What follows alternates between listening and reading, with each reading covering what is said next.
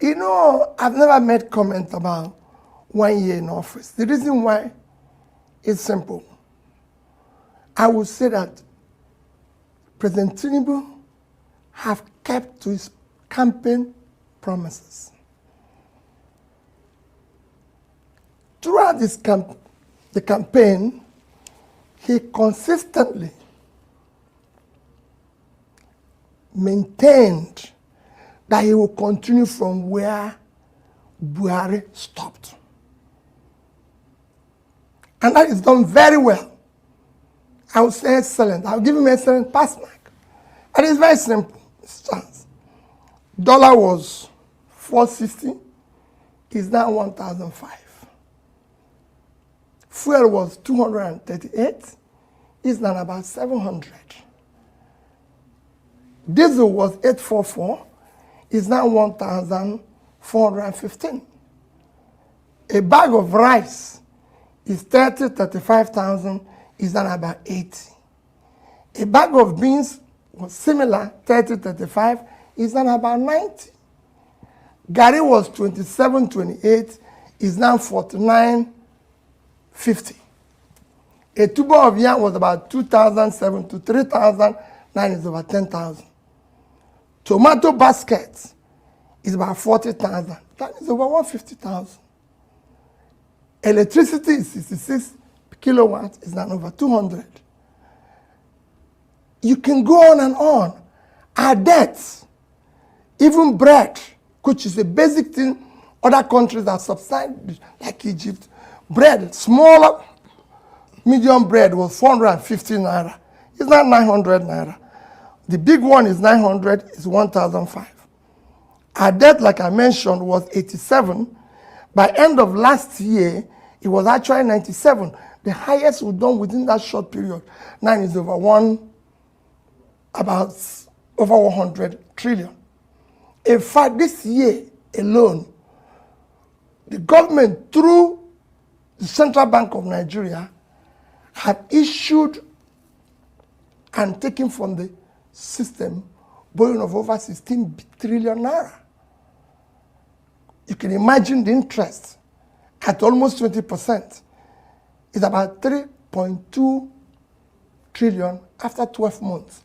At that, last year, in a period of 9 months, we spent about 5.7 trillion servicing as debt interest on our payments.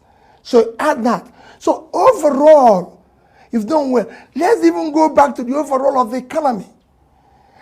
By the time he took over last year, we were still the biggest economy in Africa with $477 billion as our GDP, followed by South Africa, Egypt, Algeria, and Morocco.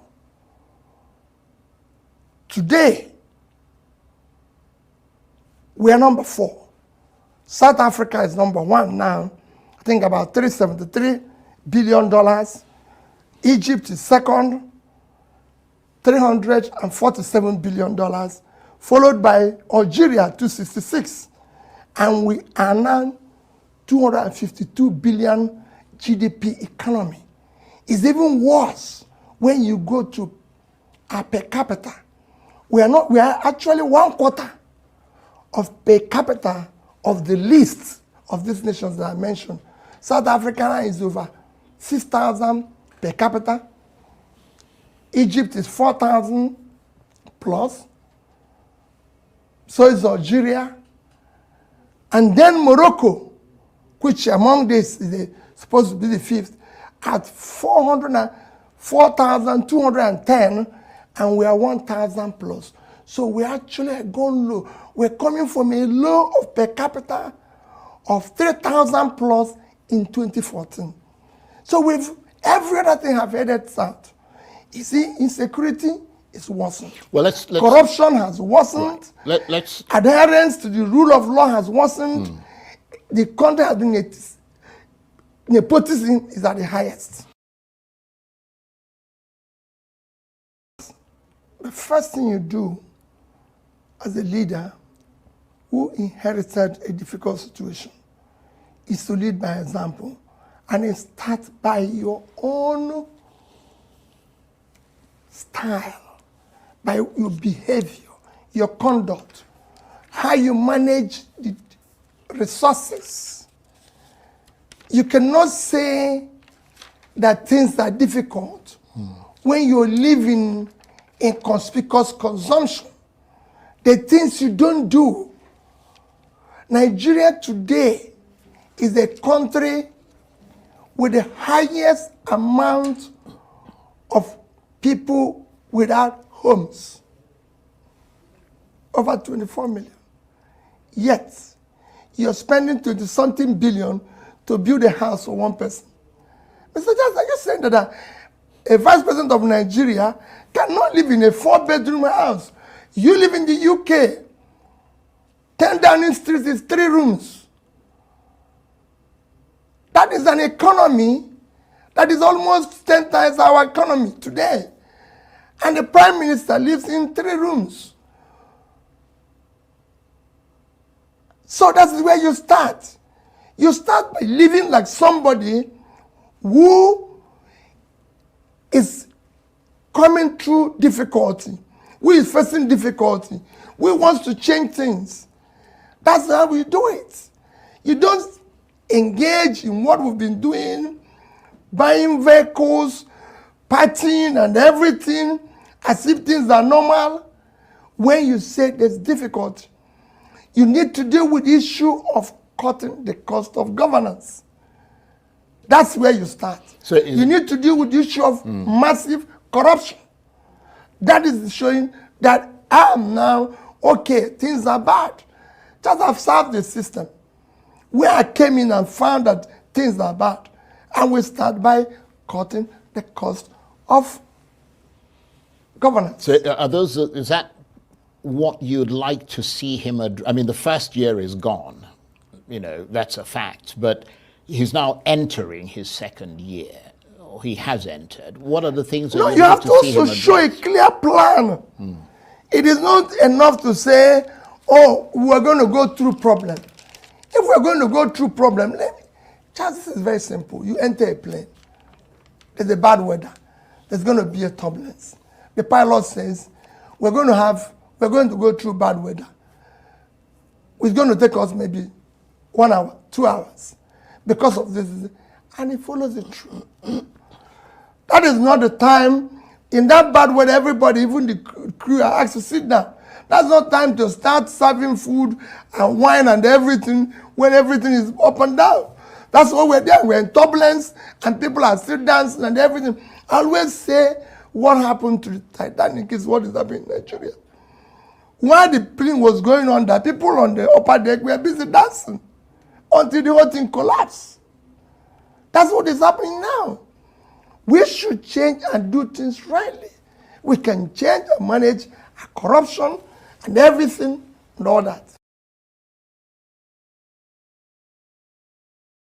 A day like this will not be complete without appreciating the role played by the likes of Colonel Abubakar Dangiwa Umar, the likes of Chief Abraham Adesanya, Alani Akao Boshorun, and the likes of Fred Eno.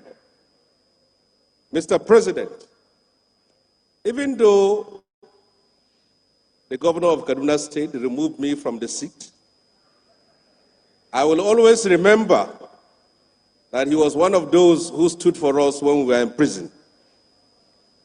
He was among those who kept the torch of freedom alive while many of us languished in the cell. Mr. President, I would like to draw your attention to this fact and this truth. The national anthem cannot unite a nation. A national pledge cannot unite a nation. A constitution cannot unite a nation. A nation is united by the ideals of freedom. A nation is united by equity and by justice. Many younger generations of today have not and couldn't know the sacrifice we have made to restore democracy to this country. It is important that we bring to attention to those who were not here in those days of the struggle. This democracy was not a gift given to us by the military. It was not a lottery that we won. It was a product of struggle and sacrifice. There were people who were forced into exile, like the President and Commander-in-Chief of the Armed Forces, and the likes of Wole Soyinka. There were people who were sent to prison, like us. We're supposed to spend the first 15 years of our life in prison, but by the magnanimity of God, we were out. There were many who were dead. This democracy was a product of struggle. The Academic Staff Union of Nigeria made sacrifices. Nigerian media made sacrifices. The NUPENG, headed by the like of Frank Kokori, made sacrifices. The National Association of Nigerian Students made sacrifices. This democracy was a product of that struggle, was a product of that commitment, and was a product of that determination. Mr. President, you have a duty to succeed. If you succeed, you will share your glory because you came from the trenches, you came from that struggle, you come from that period of struggle. Mr. President, if you fail, they will say that those of you who fought for democracy have nothing new to offer to Nigeria. We will pray for you, and we believe that the reforms which you have taken, there is no doubt about it, you too have recognized the untold hardship and the suffering it has inflicted on millions of people. But we are expecting that at the end of the day, it will bear fruit, and people will rejoice and say that the sacrifices that they have made, the consequences of that reforms, was something that was worth all this trouble.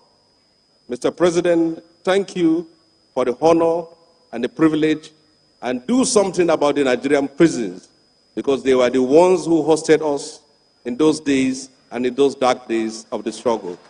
And on the last call, Mr. President, there are some people who are still in detention as a result of the NSAS protest. They were young people who were protesting for justice, for freedom, and for democracy. Any young protester in Nigeria today learned from you, because you were the father of protest in Nigeria. Do something about it. Give them the freedom. You taught us, you funded us to stand up and fight, so they are your children and your grandchildren. Give them the pardon. Thank you, and God bless.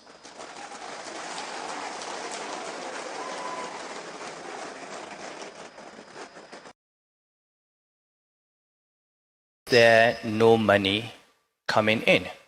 Why is NMPC not able to bring in dollars? I'm sorry, this is the question that cost me my job. I will continue asking this question until NMPC is fixed or until I die. Where are the dollars?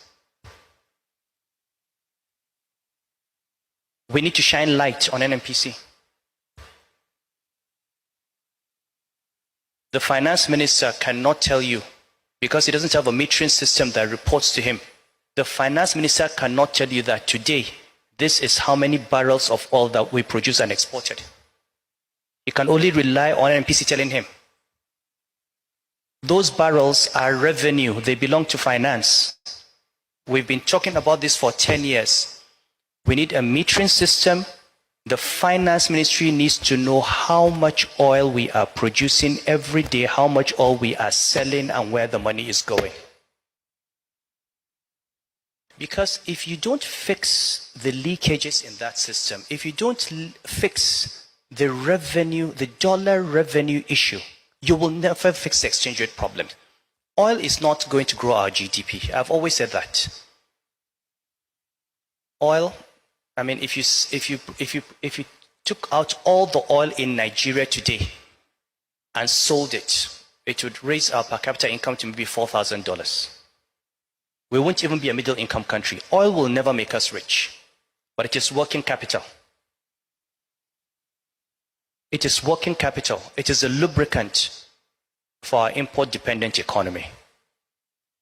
And we cannot afford to continue producing the oil and not seeing the revenue. We are no longer paying subsidies. So where are the dollars? Before it was under recovery.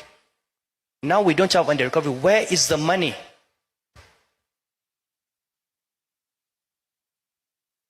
It was the issue I raised for which I was suspended. You can suspend me again. Okay?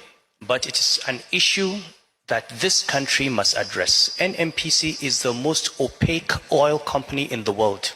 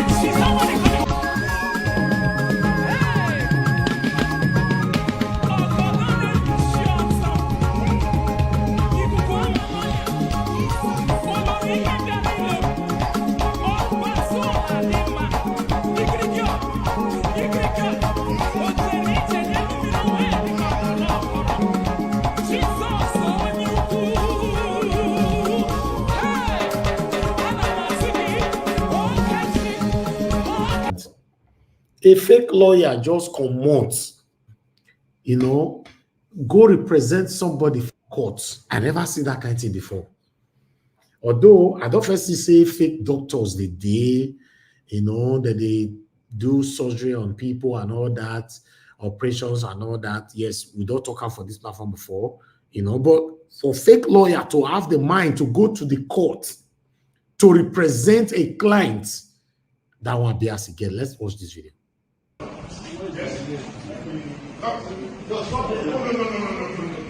You see, he's not divided. No lawyer can do this. If you're a lawyer, you do this. No lawyer. Officer, there is an impostor here. This man is not a lawyer. I have sought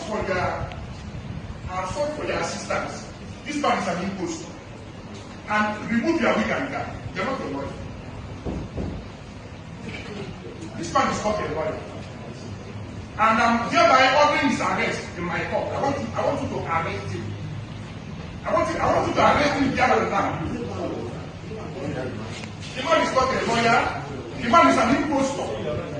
I have told you when I No. I tell you the issues I have. When did you graduate from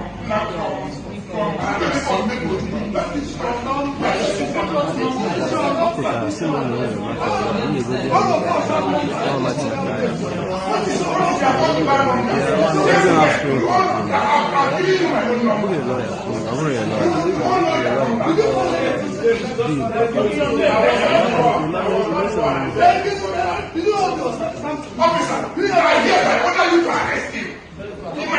Get him arrested. What is your call to ban number? What is your name? Now give us your name. Don't allow him. No, sir. Come, young man. You have your own. He borrowed it. Please stop this. Officer, put on the handcuff and come to the gate. Stop this man. Let me.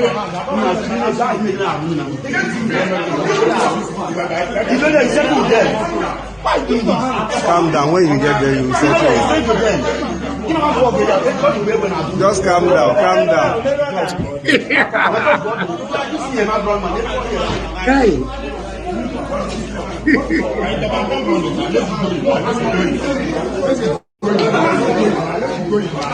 Just calm down. Comply with them.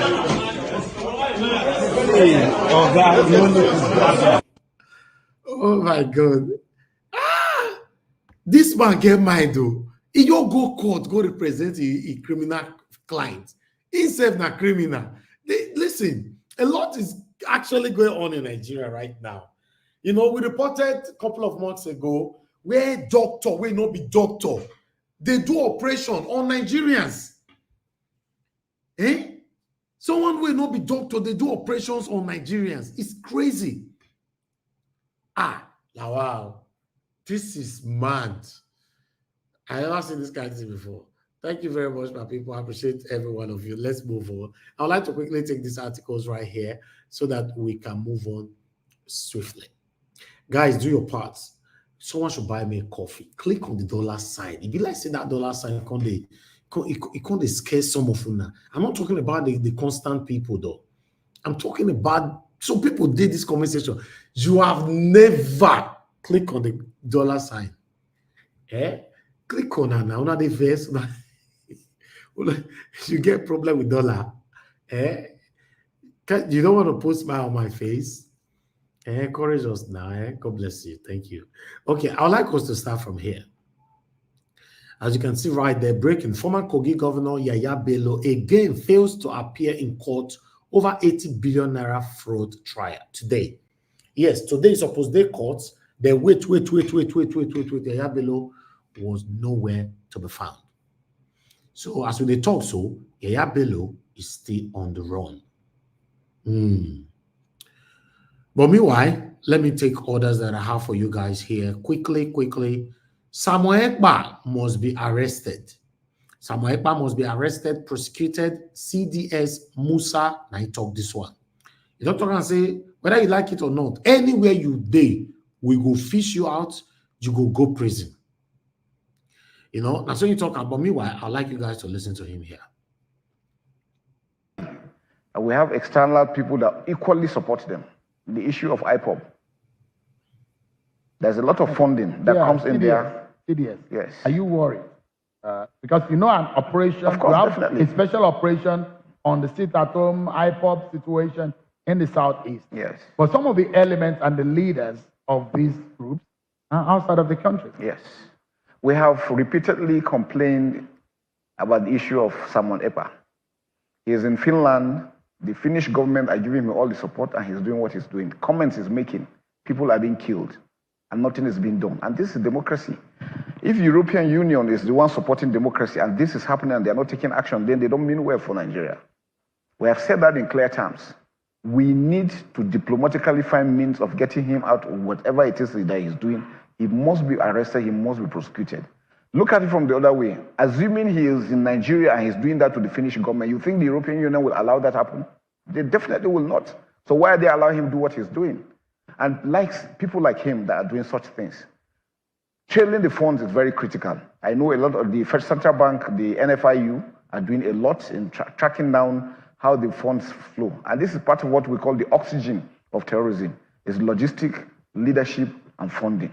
Your ability to be able to tackle those things and trail them and deny them the ability to operate will kill terrorism with good governance.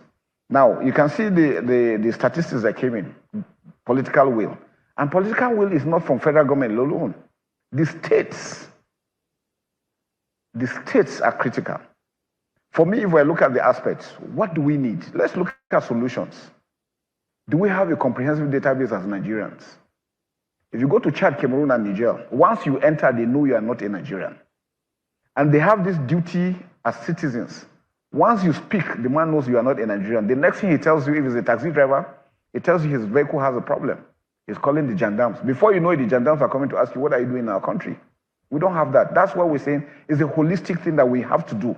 Every Nigerian has a role to play in what's going on ground. And then we must look at these things and take it up as a challenge. It's not a military or a... All right, Oga, I don't know what to be your name. Okay, let's say now Musa, you be, how do they call you? CDS, Musa. Oga, me, myself, I have something to say. You know, please take my message very seriously. Arresting Samuel Ekpa, I'm 100% in support of it. But what I want you guys to do for us is this. Let Nnamdi Kanu go. You see that room where Nnamdi Kanu they stay, so now come cash Samuel Ekpa and I'll go put on there. And I'll go give Nnamdi Kanu for us. Now only Nnamdi Kanu will know, say he was genuinely fighting for the people. I beg. Because at the end of the day, And if I want to arrest Samuel Ekpa. Yes, sir. Samuel Ekpa is going to be impossible for them to arrest. Impossible. Why? Because Samuel Ekpa, Mr. Ekpa is a part of their reserve in their military in Finland. Part of which reserve? It's a reserve. It's a reserve. Members of reserve in Finland. My brother, it's going to be possible. Hold on, my brother. Any position you are holding in this world, and you are doing anything that is against the law, you can be arrested. Forget that. Not be done. They not see and say they do anything against the law. If not that one, no wahala. Me and they talk on based on constitution. So because they don't consult the Finland. They not see anything they do against the law. Okay, so wait. That means you are a supporter of Samuel Ekpa, right? I'm not supporting. They cannot bring him out now. This is impossible. Right now, my brother, you are an advocate indirectly. You are no, it is what is in the book now. I don't know. It's not a terrorist. He has not been declared a terrorist now. People, you know, you cannot be advocating directly for. We go talk him. We go talk him. Not be matter of advocating. He's not a terrorist. Okay. All right. You already displaying your support right now, indirectly. It's not a support. He's doing the right thing. And that's what I'm saying now. You are supporting him. How will you arrest a man that you don't have anything wrong with to arrest him? Sorry, Samuel Ekpa is doing the right thing. I'm so surprised of this man. No, you are not understanding it. You are not understanding it. I understand you are not a dump. You are supporting what people as ABCD. What do you mean I would understand? No, I'm not supporting it. I bet forget that in Nigeria. Using the word that now. Let me explain to you. I bet let me explain to you. Forget what the Nigerians. Forget that rubbish. I bet. Nigeria, what you got to educate people now. Educate what? No, Samuel Ekpa is doing the right thing. What do you mean doing the right thing? Even if you want to educate, not us saying Samuel Ekpa is doing the right thing. I am saying your reputation, do yourself, you are destroying yourself, Black Panther. All the time. What do you mean? No. Take it back. Understand me what I'm saying. I will never understand. I am trying to make a way for Nigeria. Samuel Ekpa is doing the right thing on this platform. No, he's not doing the right thing. He's not doing the right thing. I said, what is the statement I said? I said it's going to be impossible to arrest him. No, you say I said it's going to be impossible. That's the only statement I made. The reason is that. Listen, please let me speak. Use the word. Black Panther, please hold on, my brother. Black Panther, I want to tell you something. You are one of the people that I love so much on this platform. But you must understand that the day we came to this world, everybody got to bear their names. If you have a name for yourself and you've decided to be destroying it just because you want to be hypocritical, supporting people, sometimes when people make some satanic mistake on this platform, you quickly come in by saying what the person wanted to say. Listen, you and I criticize Tinubu on this platform. Most times, I am speaking like a lawyer now. Hold on, let me speak. I don't want to forget my line of thought. You and I criticize satanic supporters of Tinubu whenever they come to channels on Arise, trying to tell us Nigerians that this is what Tinubu wanted to say. This is what Tinubu wanted to say. Somebody that says something on the video, you see satanic individualisms coming out to say, this is what he wanted to say. And this is what you portrayed most times on this platform. How can you say that satanic Samuel Ekpa is doing the right thing? That is no, I didn't say he was doing the right thing. You did. I said it's almost impossible to. You didn't hear me very well because you were interjecting. I said the way Nigerian government is putting it. I thought mentioned that he's a member of a reserve of a country and is a citizen of that country. That the way the Nigerian government told you, the way Nigerian government are applying. It is going to be impossible for him to be taken. Hold on, Black Panther, please. Being a citizen, being a president, being any kind of individual that you are all over the world, when you go against the rules of the country, against the world, against any kind of constitution, you should be arrested, persecuted, and possible prosecution. Simple as ABCD. Yes. It doesn't matter Yes. if you hold the passport, if you hold the Finland passport. Yes. What are we That saying? me and you are the same line. I am standing as a lawyer. The process which Nigerian government is undergoing it's not a normal process. The word You can't use the you can't use the word I use. Thank you, Madam Irene. No. I said the government is not doing the right thing, the right way to process and bring in. That is what I'm saying. That is what you're saying. I say you are misunderstanding me. Let me continue with, you have a proper time to explain this, or hey, that you are misunderstanding me. Let me say this first. I want to let everybody to know I'm 100% in support for Samuel Ekpa to be arrested. 100%. I'm not saying 99.9, and I will never take my words back. I've said this so many times on this platform. If you are in support of Samuel Ekpa, to be arrested by whom? By Nigeria or by outside Nigeria? The word to use is extradited. Because it's in another country. It's extradition. Exactly. So anyhow we put it on, he should be penalized by Satanism for a demonstration of his continuous Satanism. It should be penalized. Mr.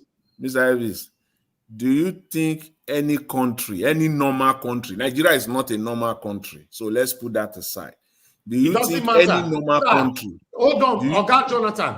Even though Nigeria is not a normal country, it's not enough to give you the right to do what is not right. But no country will release Samuel. No country will release him now. That's the problem. Okay, why can't you go release now the Kanu for Nigeria? Why? They not release him. They kidnap him. You said what? I didn't hear you. I didn't say that again. Wait, Black Panther. Mr. Evans, you said something now. You said what? You said they kidnap. Listen, please hold on, sir. Hold on. Okay. Dimia, Eze, or whatever your useless name is, if you ever say Elvis, you are not honest, you'll be blocked on earth and heaven. In case you are new on this platform, I'm not looking for subscribers. I'm here to say the truth. If you say that word again, I will block you on earth. And you will also be blocked in heaven. So mention any word now, you are blocked. The word honest, it pay me past anything. Anybody that uses it against me, I will block you. I will disassociate myself with you. Because I know what I stand for. That is the only thing I stand for in my entire life. Even though I studied film and media, and I'm embracing my career. Before I went to university, this is my life. That word honest, if you talk and again, you are dead on arrival. Just say with a look for followers. If the only one person that stand with me, I'm good. You know, say whenever we talk about this, your satanic leader, some of you want to come out to defend him. This is why we are where we are today. Peter Obi was running for presidency. He was almost becoming the president of the Federal Republic of Nigeria. The same satanic Samuel Ekpa was calling Peter Obi continuously, calling him criminal. He was doing continuous live video. Some of you satanic individualism listening to me right now, you were there supporting him. Today, we are not even sure what hindered Peter Obi tomorrow. We are not sure. We are only just focusing on what we can see. What about the unforeseen?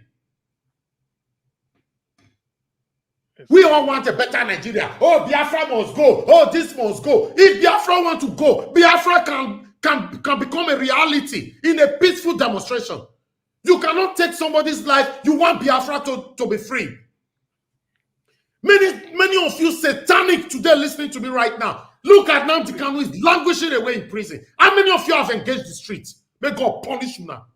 If you are part of the categories, God punish all of you now. Tell me, send me your video from America, from UK, from any part of Europe, from Nigeria, where you have engaged the street, that Nnamdi Kanu must be released. I will showcase it here. When I come here, they talk rubbish, supporting satanism. So, okay, Samuel Ekpa put on a garment, pretentiously telling you guys that he is there fighting for Nnamdi Kanu. Between you and I, if you are not satanic and satanic to yourself, is Samuel Ekpa fighting for Nnamdi Kanu? Samuel Ekpa, when don't push Nnamdi Kanu go one corner. You guys will remember me until the day Nnamdi Kanu will be released. That's when you will know when Samuel Ekpa will start dragging power with him. Write today's date down. Today is Thursday, 13 June 2024. I go remind all of you that God should keep all of us alive. Telling me that Samuel Ekpa is doing the right. Doing what? And if you guys are chasing Samuel Ekpa, you get one useless man with the America, they call him Pansat. Mona see chase him, Mona arrest him. He's the most useless man on earth. I repeat, Pansat, the most useless man on earth. Mekuna Shezamo is a satanic Biafran. I have so many friends and families that are Biafrans that want a better, a simple and peaceful separation. Not people like satanic Pansat. Make una look for him, make una arrest him for America. He's a boss smoker, an alcoholic, drug addict. Make una find him, make una arrest him, join him. I'd like to move on with my presentation. Thank you. Okay.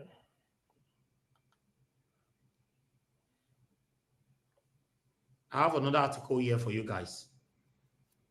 As you all know that NSC can never ever be trusted because I believe the NSC is working with the satanic government. Truth be told. I have never trusted these people and I can never trust them. Yes, NSC are the people that I'll call on strike and call off the strike within 24, 48 hours. I don't trust these people and I can never trust them. But what do I know? Labour reject Tinubu's claims of agreement on new minimum wage. All these things are just bala blue to deceive the gullible Nigerians. This is what they are doing. But I will always present it here for you guys to understand what we all are facing right now. I have about 2 more to go. Let me bring this on your screen. As you all know, it was circulating everywhere yesterday that Tinubu fall, this and that and all that. A lot of people were taking it so seriously, although I was not part of it. Tinubu is an old man. He can fall anytime, any day. Even sometimes we that are young, we they fall. So people capitalizing on that doesn't make no sense. Let's face the reality, the realism that is affecting you and I today. Nigerians are cowards. Yes, they are cowards. In today, we all are cowards. None of them can engage the streets. They are very good in typing rubbish on social media. Tinubu fall, not fall. Anybody can fall. So I don't take that seriously. But meanwhile, he responded to you guys on social media. My fall was prostration for democracy as Yoruba boy, says Tinubu. I'll remove that. I'll quickly move on to the next one so that we can start talking. Guys, press on the like video, on the like button. Let our voices go far. If you are not satanic, though, I know right now, because of my submission, a lot of people, satanic people now, they're already angry. Who cares? Do I look like I care? I only care for the truth. I'm not here for you to love me satanically, satantically. No.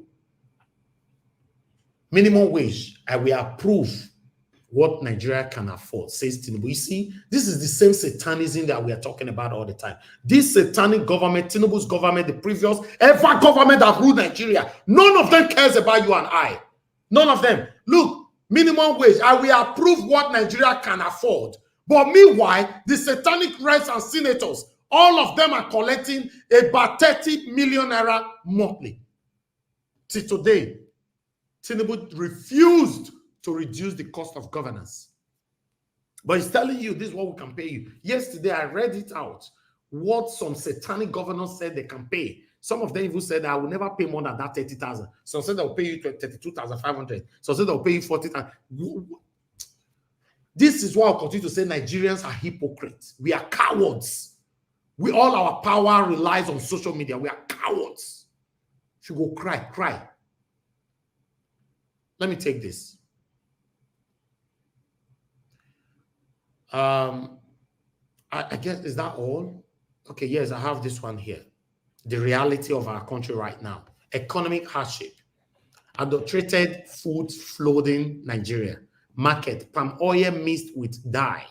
Lad FG1s. Listen, somebody actually told me just 5 days ago, verbally. I didn't know this would be coming out today. Just 5 days ago.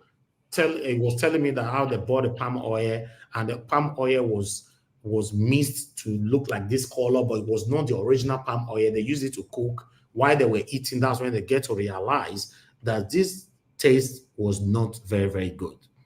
You see, this is the country. We don't have government. That is the truth. We don't have government. And for some of you that is thinking why I'm against Samuel Ekpa, let me explain this because we get subscribers every day before some of you will misquote me. I'm going to explain it because of what I put on the screen right now. You see the situation that is affecting you and I today. I expect any Nigerian to face the government directly, but you killing your own people directly or indirectly in the name of Nnamdi Kanu must be released, and you are killing your own people, forcing your own people to sit at home. You have not provided food for them. You are not interested how they will eat. You are not interested how their children will go to school. I projected a video on this platform where a woman and market were destroyed. A vegetable market were destroyed just because she came out on the day of sit at home. That is what I call hypocrisy. You are fighting. Nnamdi Kanu must be out. The same Nnamdi Kanu also talked to us from prison. And I played the video, I projected the video here, saying that you cannot be killing our own people. I'm here because of them. Did Samuel Ekpa listen to him? The answer is no, he didn't. And some of you here satanically, supporting satanism. You are here telling me how to talk. Like say I be baby. Do I look like a child to you? No worry. I will remind all of you now. I pray God Almighty make Tinubu have mercy on Nnamdi Kanu, may let him go. Now then I go know how satanic Samuel Ekpa be. We go to drag power with him. No worry. By God's grace, we go report everything. Now then I go know say this man is not fighting for Nnamdi Kanu, is actually fighting for himself. Are you even sure if he's not part of the satanic government that is impoverishing you? Are you sure? You're here trying to tell me how to talk. Listen, admins, please. Any comment that doesn't make sense, that is contrary to what I believe on, please block the person on earth and in heaven. I'm not looking for subscribers. Even though I need subscribers, I don't need satanic subscribers. I need people that will truly, genuinely, organically want a better Nigeria. I want Nigeria to work. I'm not part of the people that is looking for Nigeria to destroy. So if you are part of the people that want Nigeria to destroy, you are in the wrong place. I'd like us to move on. I think that was the last one. Thank you very much, everybody. That's all I have for you guys today. I have somebody on the pack say, Prince Ojagun, please put on your camera. I'd like to see you before I accept you to the screen. Thank you so much. Guys, press on the like button. Thank you very much, sir. I can see you already. Thank you. Thank you very much. God bless you. Let me take some calls. You can off your camera, sir, if you want. I don't see you already. Thank you. Let me take some calls quickly. Thank you very much, Ogashimize. Thanks for calling in, sir. You have 3 minutes. Please talk to us. Ogashimize, where you be? Yes, sir. Good evening to you once again. Talk to us.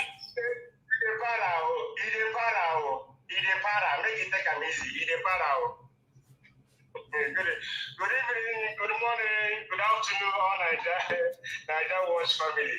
This service, I disagree with you. Maybe we will fight today, tomorrow we will settle. Me and you will fight now, tomorrow we settle. That's me. No, I don't mind. I don't mind anybody disagreeing with me, but you must disagree with me respectfully. I don't have a problem with that. I disagree with you. So, you say.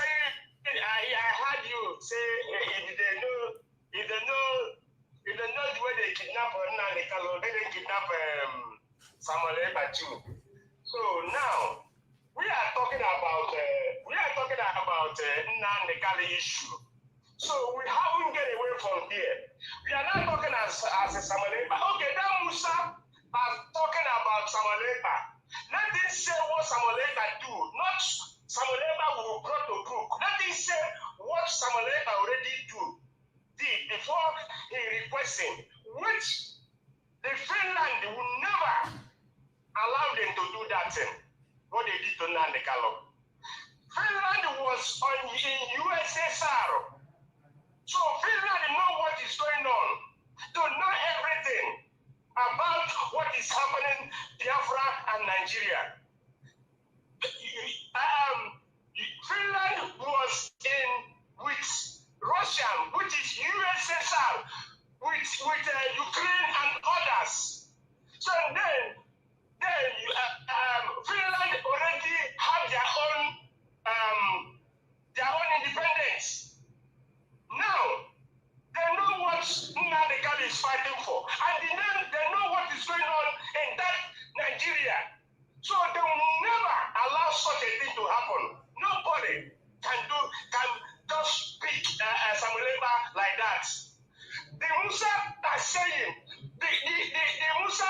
saying they want to arrest Samalema.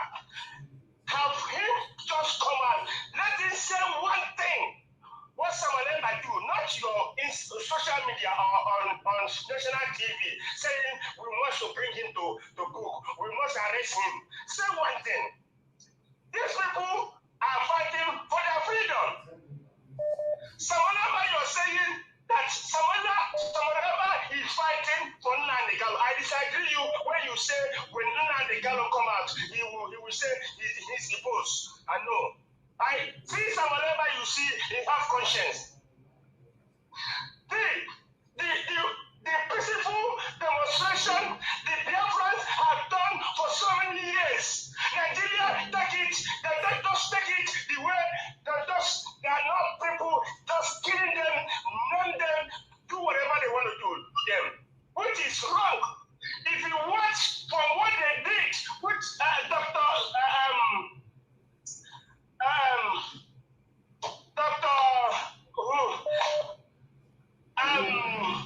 oh my God. Okay, I've said this thing one time ago. They said this thing, the way these people have named the Biafrans, they deal with them, they destroy them, do you know how many people they have killed? The peaceful demonstration, peaceful protest, without gun, without stick, just placard alone. Okay, Niger Watch, I want you to play a video. There's one video you played yesterday. He didn't play that video. He didn't play that video full. I already watched that video. I said I will send it to you, but I don't know. I misplaced that video. That video was saying these people that saying they will take all civilian people that's under defense. They will take them out. Now they will bring them back. They will take them back because army have killed one of them. I mean the neighbor. That's one video they play yesterday. Please, can you find that video and play? These military people that are complaining, they are killing civilians, they are civilians too. Is it good when you're killing your own civilians? Then you will come out and writing, you want to arrest Samalema. Tell us what Samalema did to you. Then, see, all the people. Okay, thank you. Thank you, Ogashimize. Thank you. Ogashimize, thank you. No, thank you. You'll be talking since I cannot be giving you continuous 10 seconds of that. You'll be talking for the past 6 minutes. You need more 10 seconds. Is that how it works? Thank you very much, Madam Origin, for calling in. Good evening to you. Please talk to us now. Hello, everyone. Hello, Mr. Niger Watch. Thank you, ma'am. Hello, family. Hello, our able panelists. I greet everyone. We are here once again to do our civil duty. If it is not hurting, then you're not a Nigerian. Every Nigerian is hurting. So we take as much as we can handle. Mama Diaspora, I greet you, my God bless you. Thank you for all you do for us. Just a quick one, Mr. Niger Watch. I sent a note. I'm one of those that maybe, I hope I didn't make you angry, because all of us need to be angry for what is happening in our country. Why I said because me, I have a bunch of things to say about this, our democracy or democracy. But let me say one word on the beginning of today. Someone was trying to analyze when they were making debates, why are some parts of people that speak Igbo refuse to answer Igbo or Biafra. And the man said he does not blame them because the name Igbo, the name Biafra causes, people to die. So people are trying to play safe. But some people are not playing. Some people are putting their head. A lot of people have died because of all that is going on in our country. I also pull up, I have to tell you the truth. Since yesterday, if I think if I had 4 hours, that would be a good thing. I spent time, let me give you a list of people I are listening, because this democracy thing is important that we know where we are so that we know how to fight our battles. I listened to OBI, the President, Emeka Anyoko, former Speaker, House of Representatives, Yakubu Dagora, Reverend Father Kuka, Babatunde Fashola, Soludo, the present governor of Anambra, there was a platform where they spent 6 hours analyzing what each and every one of them think where the whole country is facing or field solutions. Olusegun Adeniyi, Kola Adeniyi, Nnebeka Obiareri. There is one Mr. Oni. I'm giving you a list of people I spent time. And at the end of the day, I see that it's still until we face and begin to tie and face this, whether we are going to, this Nigeria is going to work or not, but there is a lot of work to do. One of the things I gleaned out from what they were saying is that we don't have democratic representation. The children of this generation are facing, it's like the demographic of people that are ruling us, which we need to be, we need to start saying us and not them. The politicians and the political class, which there's a difference between them, the politicians, and then the political class that are those that are funding them, that have an entrenched culture that is talking about themselves only. So there is so much to talk about. And I tell you, Mr. That is this guy, he was Salviu Lukman. He is an APC chieftain in channels. He was lamenting. So now that brought me to two particular regions. The North Central, which he lamented, the way he talked about that North Central, I went to look at the people that are in North Central, and I'm like, oh my God. I think we should even face on what is going on in North Central, not even North Central. Thank you. Those people are under siege. Thank you, ma'am. Arrest it there, I think. God bless. God bless you, Madam Origin. Thank you, ma'am. All right, Madam Love of God is my strength. Thanks for calling in, ma'am. Please talk to us. Good evening to you. Thank you, Mr. Wash. Good evening, everyone.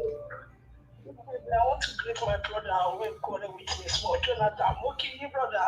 Okay. I want to say good evening to everyone on the panel and the comment section. And Niger Watch, I understand your side, and I'll say I understand the Black Panther side. I would say what you are talking about and why you are so bitter is the way that they have taken this seat at home on Monday, and with the suffering that you saw that our people were going through. That is why I can see that you are really angry. But what Black Panther was saying is that if you look at the law of the court of all the nations of the world, the Nigerian government, number one, they can't go into Finland to arrest anybody. They can only repatriate somebody from a country if somebody has committed an offense. Okay. But if they see that what that person is doing is not against the law of the UN. I would have loved, Madam Love, God is my child, I would have loved you just call in and give your submission rather than trying to tell me what Black Panther wanted to say. He said they have not done anything wrong. That's my anger. Please, I heard him right. No, I saw it. Yes, so you should have just focused on your own submission, man. No, what I'm saying is that I heard that what he said. I think that one came out from his mouth. Maybe he didn't know that I was going to say it. But what Sabaleba is doing in the this is very wrong. It's very wrong. And one thing again that I just want to say is that Nnamdi Kanu was living in the UK. The Nigerian government cannot arrest him here. That is why with the plan of whoever they did it together, they waited for him, followed his movements, and they did what they did to him in Kenya. That is why they are saying that Nnamdi Kanu was not arrested. He was taken on unlawfully. So I will leave that one. I just want to say something before I go. You see, one thing about our country, they are not being truthful to what they are doing. Yes, we know that what Samuel Ekpa is doing is not good. And Nnamdi Kanu is suffering what he has not even called himself. He has not done anything for him to suffer. We know. But one thing I'm seeing that they are doing that I'm still so angry about, and I want you, my brother, to please listen and look at what I'm saying. Impartiality in Nigeria is not right. They are coming out talking about Samuel Ekpa. Have they come out one day to see the army coming out to talk about Boko Haram and those who are killing people in Nigeria? And those people, our people who have been put in the IDP camp in their own country, have they come outside to talk about it? All right. They didn't talk about the one that is in our nose first. Thank you. So they cannot talk about Samuel Ekpa. Samuel Ekpa has allowed a lot of people to be quiet, which means you know me too, I don't like it. Let's say the truth. Samuel Ekpa, if you like, and for me, is any way they can be able to repatriate that man back to Nigeria and release Nnamdi Kanu, I'll be very happy. But let them remove their own. The problem in Nigeria, when these people are going into our family to destroy us, instead of going to put eye, let them talk the one in their front. Thank you, man. They start looking at the one outside. Like that was, I'm sorry. I just want to say my mind. God bless you. Thank you so much, man. God bless you. Thank you. All right, I'm not taking more calls right now. I'll come back to you guys later on. I want to respond to Onye Unwa. You said, you see, Mr. Elvis, remember you said people are entitled to their opinion. Of course they are. But I don't like the fact that when people try to tell us here that what you wanted to say, maybe you don't talk for video finish. Somebody will come and tell me what you wanted to say. I'm totally against it. Because you and I criticized Tinubu spokespersons when they were trying to tell us then, during the 2023 presidential election, telling us what he wanted to say. If somebody talk for, if I talk for you, not say what I wanted to say, let me speak for myself. You know, if somebody write and you can read it just like what I put on the screen right now, somebody will be saying what Madam Ije wanted to say. I don't like that. So that doesn't have any kind of step on your opinionism. Thank you. God bless you all. I'd like us to go to the panel right now. Oga Chris, I can see you already. Thank you, sir. Thank you very much. All right. Thank you very much, my people. I appreciate you all. For those of you joining our platform for the first time, I know you might not understand this kind of anger. It happens once in a while. You know, on this platform, we don't regard anybody as long as you're doing anything wrong, even though myself, you call me out. That's it. That is the only way we can have a better Nigeria.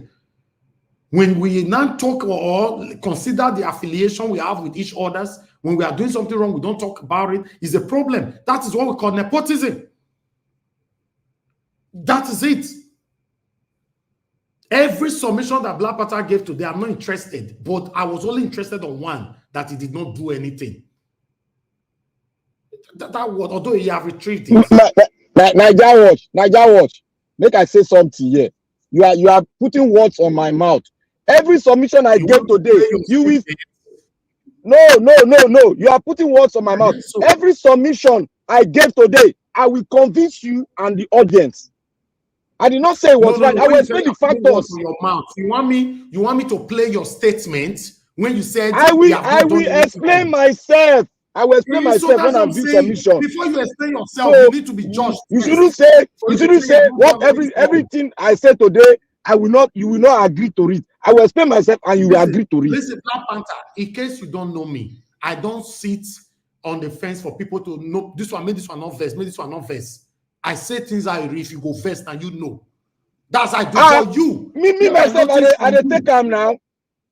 No. Listen, what I noticed from you is that you sometimes your submission here, you are being skeptical, you are being careful because you don't want to offend some kind of people. It's wrong. Say it how it is. Mr. Naija Watch, I will tell you the right and the Don't be wrong. fighting for Nnamdi Kanu and be killing your own people. Nnamdi Kanu talk No. now, and I play the video here. Yes. I will say both sides. You watch when I speak. Thank you. Let's move on. I would like to, good morning, good afternoon, good evening to every one of you right there. If you're just joining us right now, I appreciate you all. Thank you so much for your time. Regina Lebert, God bless you. Thank you very much for that wonderful comments. Yes, I'm taking it easy. It's just that, listen. If we are not hypocritical, if we want a better Nigeria, let's face the government. They are the one impoverishing us. They are the one putting us through this excruciating situation. We cannot be killing our own people at the same time we say we are fighting for Nigeria to be better or for one person to be released from prison. That's the highest level of hypocrisy. To me, you don't have to agree. Anyhow you still talk your own, I will agree with you. I will not step on your opinionism. But for me, that is my stand. Thank you. I would like us to move on right now. I'm going to prioritize my team. I'm at the Iris Finance on the platform. At the Iris Finance, you are here, and you're not only going to be giving your submission, you're going to have the task to do today. So I'm going to leave the platform for you for a while to call everybody to speak after when you finish speaking, madam. Good evening to you. It's good to have you on the panel. Good evening, Mr. Elvis. Good to be here today with everyone.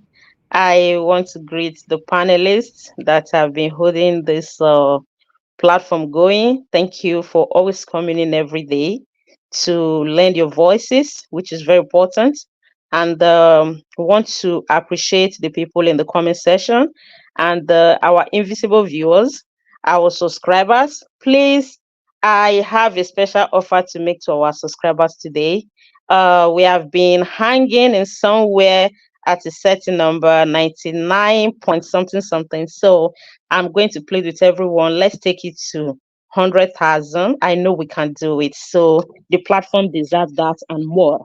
Thank you all so much. And I would like to also appreciate the people that subscribe to the membership and the people that always super chat us in this platform to support us. You know, it's a democratic platform. Nobody's paying Mr. Elvis for this. He's just working out of his free will and his zeal to see Nigeria work for all of us. So do us good to make sure you support him in every possible way you can. Support him, not just him, support the platform to keep us going, doing what we're doing, to put ourselves together to see how we can keep coming here to give what we can, sensitize the society, our people, and to speak truth to power. I thank everybody. You can support in any way, being subscribed to be a membership, or you super chat us, or you share, you like, you come online every day to join and comment and speak. And for some people that don't like to come to the panel, saying probably for English or whatever, please, you can come. It doesn't matter. I understand we have audience from different parts of the world.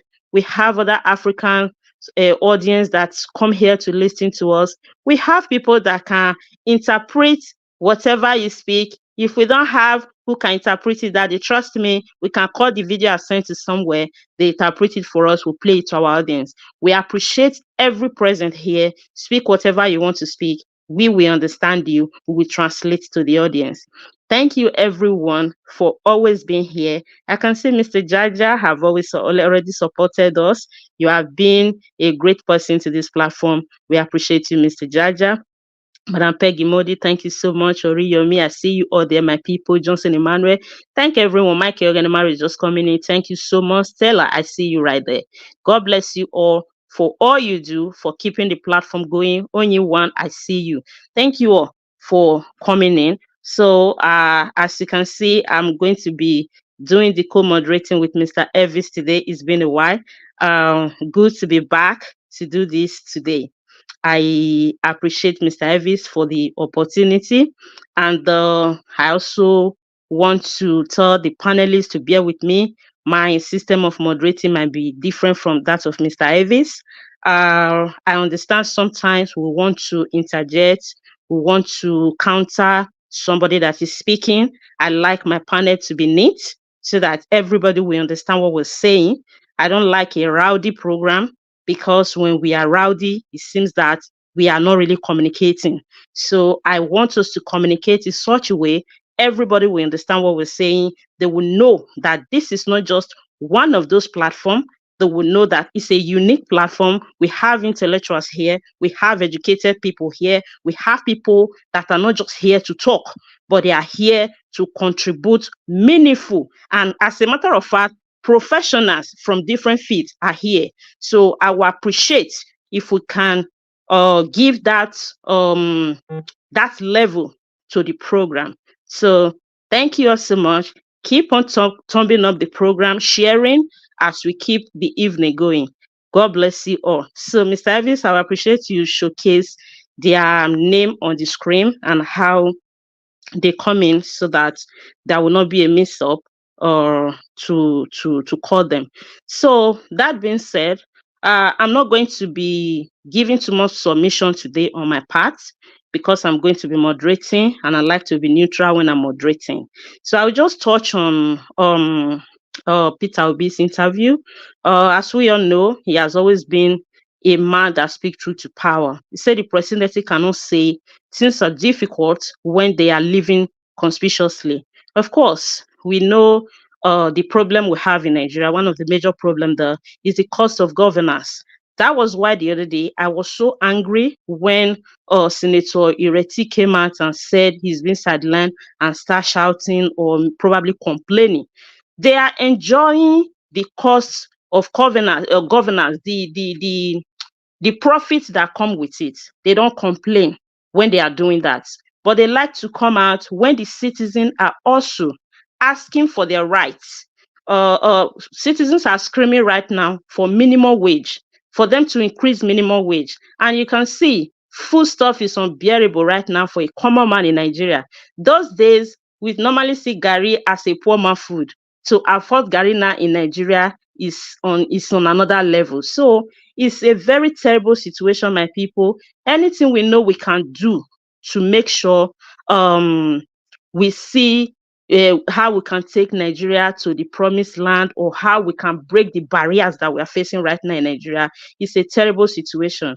And this military man, I wouldn't really want to comment much on Simon Ekpa issue, but I would like to send a message to our military personnel. I don't know. I think they have a lot more work to do in Nigeria than some certain issue they come up to engage themselves with. I'm not saying Simon Ekpa issue is not important, but I think at the state of Nigeria today, they have a lot to do. People are dying. Children are being kidnapped on daily basis from schools. People are deserted. People cannot go to farm. Insecurity is fast ravaging everywhere. I know some people will say the numbers are short that we have. Our military are not many or whatever. But me personally, I expect to see them do more. They need to do more. The insecurity in the land is something else. They need to do more.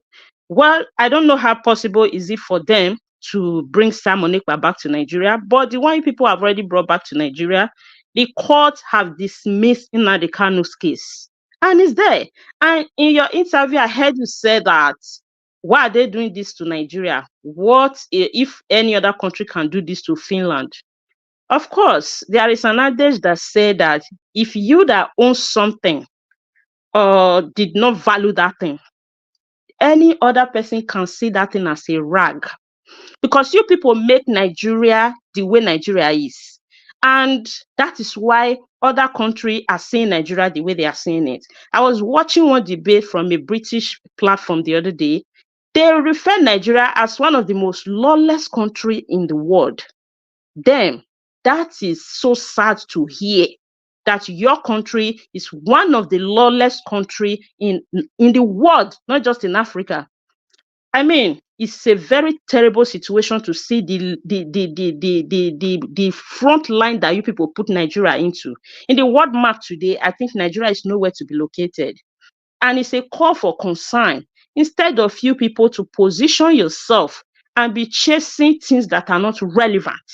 And I want to give kudos to Senator Shehu Sani for the speech he gave yesterday. In case President Tinubu has forgotten, they started this. They almost frustrated Jonathan administration with protests.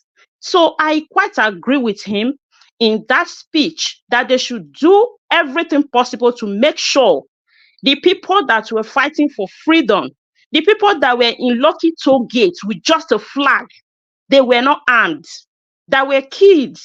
They need to do something about those cases.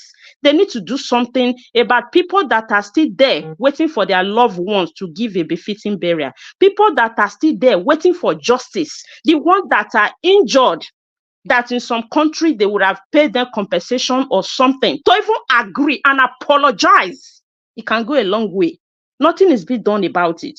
The ones that are alive, some are still languishing in jail. I quite support Senator Sani for that, and I add my voice to his. They need to release them. They are just citizens clamoring for what belongs to them, clamoring for a better Nigeria, clamoring for them not to die of hunger. Just like somebody said in the video you played earlier, that you can't beat a child and still try to dictate for the child how to cry. It's not done. You have beaten Nigerians. If not for the fact that Nigerians are actually cowards, the level should be more than this at this point. But unfortunately, you people have catapulted them with fear, with hunger, with poverty. I don't know what to call it, because the system is in a total mess at this point. Sometimes I don't even know who to blame, if it's the government, if it's the citizen. Everything is just wrong. Everything is wrong.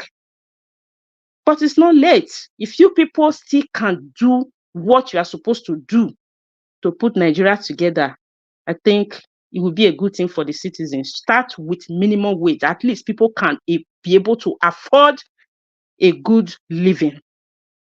Thank you all so much. Like I said, I don't want to give too much submissions since I'm going to be moderating. I would like to go straight to the panel right now to start with the panelists for our submission for today. I can see Mr. Kingsley, Mr. Jonathan Kingsley, I see you. Mr. Wonsu Destiny, thanks for joining the panel today. Mr. Abdul, Mr. Sien, Mr. Chris Dobley, my brother, I see you. Good evening to you. Mr. Black Panther, Mr. Prince, welcome to the broadcast. Thank you all today for joining. As time goes, I know more people will be joining us. I'm going to start with Mr. Jonathan this evening. Mr. Jonathan, you have 8 minutes for your submission. Thank you. Thank you. Thank you very much, Madam Finest, Irene Finest. Thank you. I greet you.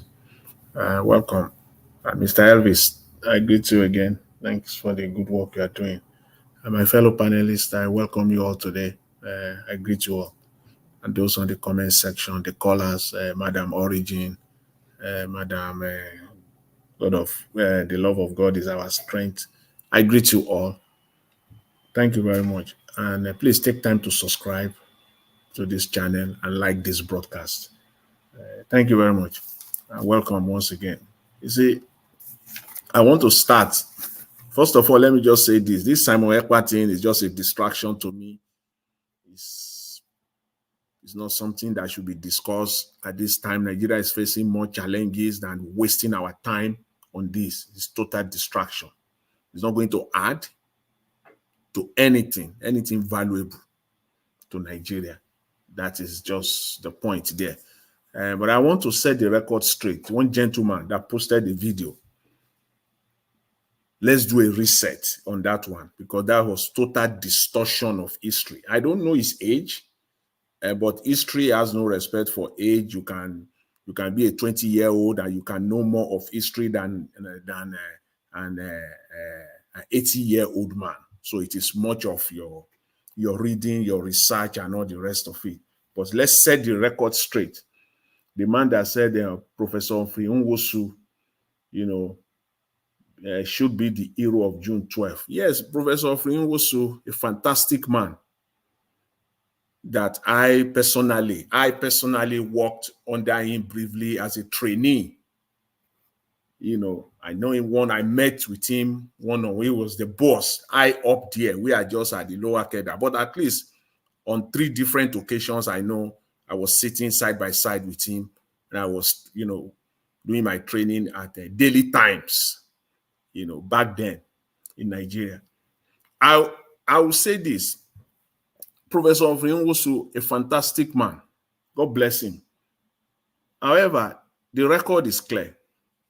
Babangida did not stop Professor Onwosu from announcing the results. That is it. He never. Babangida action was prompt and immediate after the election result was announced. It was after that Babangida made that move, not before. So get that straight. On the day of election, everything was fine. Results were coming out. Option 8.3 was used. Foolproof electoral system, even it was used manually. So you can imagine if option 8.3 is now adopted electronically, completely foolproofed. In my own street, we already know who we voted for. We know the winner. The street adjacent, all the streets in my neighborhood, everybody we are meeting. Yes, you won. Who is the winner there? It's 13 here, 13 to 17. It's 22 to 32 there. So even in your own 5, 6, or 7 streets that you have friends that you can quickly connect, you already know the winner through option 8.3. Abiola had the result of the election by 2 p.m. in the afternoon. You know he already won through option 8.3. So Babangida did not stop Professor Onwosu. Babangida's action came after. Very prompt though. Around 24 to 36 hours after the election, that was when Babangida started reacting. The rest, as they say, is history. But kudos to option 8.3. You can't beat that system. That's what Nigerian politicians are running for today. The version of it is what we have now through this IRF or whatever they call it, but they still have a way to truncate it. And the option 8.3, remember, it was much easier for Professor Onwosu. Citizens were not threatening. Jonathan, sorry, is it A3 or A4? It's option 8.3. No, it's A4. I think it's A4. It's A4. Okay, all right. Maybe okay, all right. So citizens, option A4, citizens were not intimidated. Citizens were not harassed in any way. There was no violence anywhere. Everything went smoothly. So that made even the job of Professor Onwosu much, much easier. But this record is that nobody pressured him as far as the result was concerned on the day of the election. Up to the next 12 to 16 hours, there was no pressure. As at the day of the election, Babangida himself was still standing by the process. As at 6 p.m. on the day of election, Babangida was still standing by the process. Whatever happened after that, in the midnight of the day of election to the next morning, we leave that to history. That's another discussion. But it's important to set the record straight. And then I will move on to this issue of, Sanusi, who was talking. I think I've asked the question here on this platform severally since 2023. And I continue to ask, and I will continue to ask that question. In fact, I still asked that same question yesterday on this platform. Where is Nigeria's crude oil money? Please, somebody will have to come and tell us. And until Nigeria come clean on that, the country is going nowhere economically. They can do whatever they want to do. They can cook the books. They can lie, continue to lie. The country is going nowhere. With respect to minimum wage, again, there is no state in Nigeria that cannot pay 200,000 minimum wage. The point I was trying to make on this platform previously was that there is no state in Nigeria, no state in Nigeria that has more than 15,000 civil servants. Real numbers. The rest are crooked numbers. The rest are ghost workers. And even if you still multiply 15,000 by 200,000, you are still paying around 4 billion naira. And nobody will tell me today that there is a state in Nigeria that cannot afford 4 billion per month on an average. So the NLC, whatever the NLC is doing, they are complicating matters. There was no reason for them to walk out of the strike last week. Absolutely no reason. So whatever games they are playing with Nigerian workers, I think even the NSC, their hand is approaching. Is not going to work again. Previously, it was much easier for them to do these shenanigans and go away with it. You can see now that it's kind of difficult for them to walk away the way they used to. They want to walk away, but it's not easy for them this time around to walk away. Round up. Yeah, thank you. And finally, I will just round up on this Simon Ekpa thing, which I said was just a distraction. And it is a distraction. The wishful thinking of the Nigerian army, of the chief of defense staff. What is wishful thinking? That, they should release. Who will release? My question is this: who will release even a murderer to Nigeria where there is no rule of law? It doesn't happen. EU is not going to do that. By releasing someone to Nigeria, they are even violating also their laws. They can't release anybody to Nigeria. Now, Ekpa may be a criminal, whatever you want to, characterize him or categorize him, that's one side. But for any normal country to release him to Nigeria, I don't think that is going to happen. And he was also talking about tracking funding, tracing funding. Nigeria has no system to track any damn thing. They can't track anything. So when they just sit down, they just talk all this talking. They think, when they are talking to Nigerians who really do, most people really don't know a lot, they really, unfortunately. Which system does Nigeria have to track funding? Somebody will have to come and discuss it purely and truly. A system that is not transparent in the first place. It was set up not to be transparent. It deliberately set up not to be transparent. So you want to track money. That's not going to happen. That's just wishful thinking. Anyways, I will leave it. I will leave it at that. Thank you very much, Madam Irene.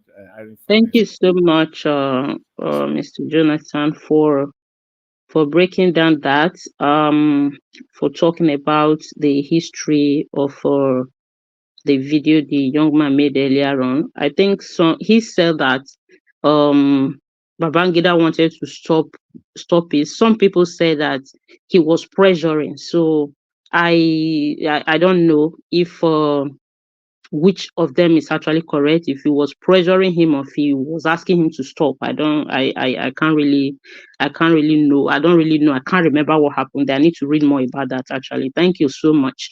I'll be going to Mr. CM. Mr. CM, good to have you this evening. Dr. CM rather.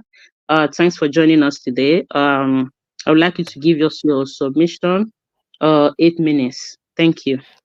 Okay, thank you, Madam Irene Finance. Glad to hear from you. Good evening, everybody. Please, all protocols duly observed. Just on the General Chris Musa saying something about Ekpa. This is what I have to say. Nigeria, point number one, Simon Ekpa is in Finland. So where he is not in doubt. Number two, Nigeria maintains diplomatic relation with Finland. That is to say, there's a Nigerian ambassador to Finland and there's a Finnish ambassador to Nigeria in Abuja. The general knows where Finnish embassy is. Now, for whatever it is worth, if they feel that, if it could be me here in the UK, if they feel that they have a case to answer, you see, the thing about Nigeria is that they like to play to the gallery and start to talk as if that's why people don't take them serious. Such things, you don't need to say it. When America needed Abba Kyari, a police officer in Nigeria, to come and answer questions in connection with Hush Puppy, They didn't start announcing it over American media, disturbing them. Oh no, we have to bring. No need. All you need to do is you apply. I'm not interested whatever you say, Simon. You can level any accusation. So I mean, you have your evidence. I believe so. So go to Finnish embassy, and they know this. Go and tell the embassy of Finland, this is what I want. That is how to do it. And then let Finnish embassy tell you. And now that they've told us, they're telling the public, let me now advise them. I would also like them to say, we've gone to Finnish embassy in Abuja and we apply for extradition. And this is what they said. I mean, Nigeria, sometimes they talk they talk as if they are crazy. That's why people call Nigeria all sorts of names. Niger State near Abuja, where the man is, has 25 local governments. 12 are having ISIS flag. What has they done about that? You see, Nigeria, that's why and people will be clapping. Why is the man disgracing himself? You want somebody that is in Finland and you are talking to journalists in Nigeria. Don't you know what to do? And you have diplomatic relation with that country. What does diplomatic relation mean? Why is it that when you want to go to any country, you go to the embassy and ask for visa? That's all you need. Don't they know what to do? And he's talking to Sheikh Kimbaloye. It's all this nonsense. It's all this nonsense. Now, what if they fit? Because let me tell you one thing. I also have my own intelligence. I had it on good authority that they've disturbed the government of Finland and they told them that your judicial system is against international law. Nigerian army, I think they are listening. General Musa, they've done underground move. The government of Finland in Abuja told them that right there in Nigeria. If they want me to come and testify, I come. Tell them right there in Nigeria that the government of Finland do not trust you, Nigeria. You do not obey international law, let alone to obey your own law. You kidnap somebody, which is against international law. Yes, you rendition, not just rendition, extraordinary rendition. What they call rendition is the way I am. You tie me, just like blindfold me this, and then turn me back, handcuff me this way, bundle me into a aeroplane at the middle of the night, slap me, do all sorts of things, urinate on me, push me down like if I'm a pig, and you want me to stand trial. The government, you see, the thing about Nigeria is that sometimes they when all these generals are talking, you look at them, you say, no wonder Nigeria is sinking. The people, every embassy in Abuja, they've got a press officer, a journalist, a military. The Nigerians have military attaché, somebody who is in the army, a professional military, will be in every Nigerian embassy abroad. They have press officers, in other words, professional journalists. Finland, they have their own in Abuja. His duty every day is to look at Nigerian press. Some of these court cases in Nandi kind of have it. They don't know who stands there, who come and films it. They've told him, they said, look at the one you renditioned. Return him first to Kenya so that we can bring this. Why don't General Musa say that? When they come and talk, the people can just be carried away by this nonsense they're doing. They know the system. They know the system. It's like you have a woman you want to marry. You are telling people, I don't know how to marry her. Huh? Is she not from a parent? Have you gone to her parents and say, I want to marry your daughter? And they didn't give you an answer. But you come to people say, this my girl, we don't dare. I don't know how to do to marry her. You are deceiving yourself. If you need Simon Ekpa, go to Finnish embassy in Abuja. You are maintaining, that's what they call diplomatic relation. You talk to them, this is who you want. America did it with Abakari. That's what America did. And they know what to do. But Finnish embassy has told them, the one you kidnap from Kenya, return him first and they apply. So that when he comes, they will not know what to do. Why don't they say that? They are ashamed. And every day they're just talking, Simon. Now your court system say, let him go, and you are holding him. Then tomorrow, Finland will be so stupid that to say, come and take him. It doesn't mean I'm just trying to put things in perspective. If you want to say something, say both sides. Don't just come and tell Shehu. You only say Shehu Kimbala, maybe he doesn't know the question to ask. You should have asked and said, but let's go to Finnish embassy at Abuja. Let's apply for visa that you want to go and get. Then they see what they are going to tell you. They will ask you, tell them that this chap is causing havoc. You have your evidence. You can upload everything. Show them, yes, show them evidence and say this is what you want. And they let them tell you the reply.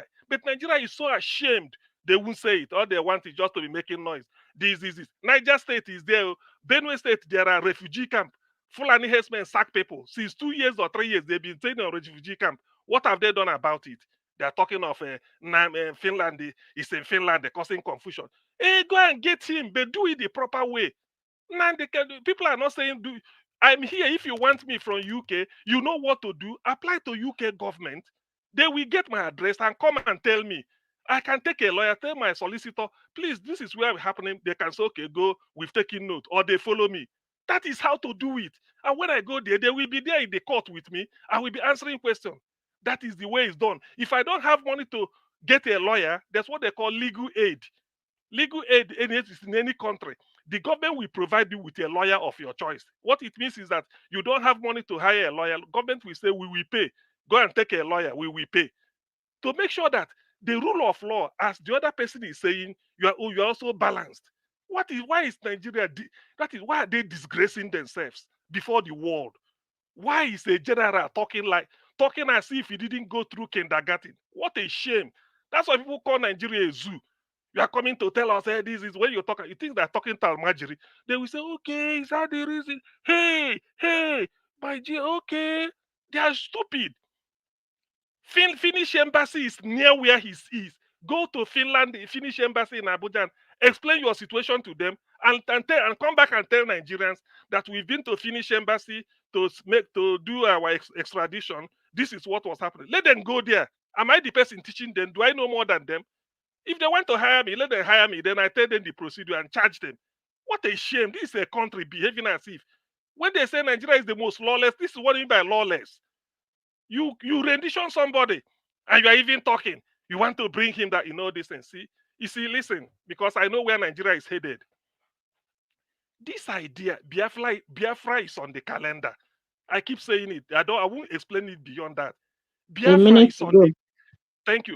is on the calendar. All these things they are talking is nothing. Professor Banji Akintoye, a professor of history, a renowned historian, known. I've Googled his name. He wrote a voluminous book as big as this. History of Yoruba people. Nobody knows Yoruba culture and traditions, nuances more than him. It was from there I read that the Yoruba women are much more entrepreneurial than their men. They trade a lot. That they were even going as far as Sudan, Saudi to go and trade. I read it as an excerpt in that book. The man said he has applied to Tinubu that the Yorubas want to get out of Nigeria. That he's telling Tinubu, raise a team from the federal government, then we Yoruba will raise. Then we discuss on terms that we want to get out. We don't like the life we are living. These are people that saw free education in 1952. What are they? Why are they not discussing that? Do they think that everybody is happy in Nigeria? And they kept quiet. Who is harassing Banji Akintoye? Nobody is harassing him. He applied officially to tell you people that he doesn't want. So today, is he denying it? And they are coming here to come and disturb Nigeria every time. Simon Ekpa is in this Simon. That Musa said, I don't want to, because there are some terms we won't use here. But let him go and recalibrate what he has to say. Why are you disturbing us? You know where Finland is. You can't go to Finland. You have their embassy. Go there and they lodge complaint. If they refuse, you can come and tell Nigerians, look at Finland is doing this, or you break diplomatic relations. That's how to do it. So the world will know that, yes, we know what we are doing, not to come and be talking nonsense. The one Nnamdi Kanu is under lock and key. Even when your court say, let him go, and you are holding him. Tomorrow you want Finland, a civilized country, highly civilized though, highly. People that are doing Nokia phone. Education is free in Finland up to university. For those that are listening, Nigerians, education from nursery to university degree is free. And look at where they developed. Population less than 10 million. Yet they are making Nokia that are used all over the world. And you want to go and use your Nigerian kurukere. All those your wayokon they talk to. They will look at you and dismiss. I beg, Madam Finance, I come back for other things. Thank you. This is just disgusting. Thank you so much, Dr. Madam Irene, please, can I just add? Hold on, I will give you time to interject. Thank you so much, Ogasiem. That was a brilliant submission, and I can't stop laughing where you say somebody wants to marry a woman. You say, I don't know how to marry the woman. That was just a funny one in there. But there's something I just picked from your submission, which I think if everybody is doing that, we wouldn't have some clash that we do have here sometimes, though it's a family clash. Where you said that when somebody wants to say something, you say the both parts. Yes, that is very, very important. Dancing to a particular track because of self benefit or whatever it may be is not really the right way to go about certain things. When you hit both sides, it will be very, very understandable. Thank you so much, Mr. CM, for that submission. So, Mr. Jonathan, you want to quickly interject? I give Yes, you I 30 don't want seconds to for that. interject. I just want to say this in addition to Dr. CM's submission. Thank you. That see, Nigerians, they like to deceive. The Nigerian government like to deceive. That is their play game. See, there is even no proven evidence that can stand any court extradition process anywhere in the world, in any normal country that will bring somebody to Nigeria. Nigeria government had to literally lie, and because they will not lie, they are doing all this propaganda. They cannot stand. See, Ekpa is exercising his fundamental human right of freedom of speech. Nigeria may not like what he's doing. We may not like what he's doing. It is not enough to say you want to extradite him. He cannot stand any court process anywhere in the world. That is the fact of the matter. Thank you very much. Thank you, Mr. Jonathan, for that addition. Before I go on, I want to quickly thank Mr. NG Okoro for your super chat. Thank you so much for always supporting the channel, for always coming, for always being with us. We appreciate you. May the works of your hand be blessed. Thank you for supporting us. And somebody make a comment earlier on and said, Mr. Ivis, we should try and discuss about Edo State election, that a lot is going on. Sure, you're very correct. If you see the program of today, you will see there, Edo State 2024, speak for your candidates. Of course, we will talk about Edo State election probably in our second round. A lot is going on. It's getting hotter. A lot of dirty game going on there. Well, it's election, and Edo State election is different from most people that are from Edo State. You know how it goes. It's not just ordinary election like every other state. Edo State is a unique state.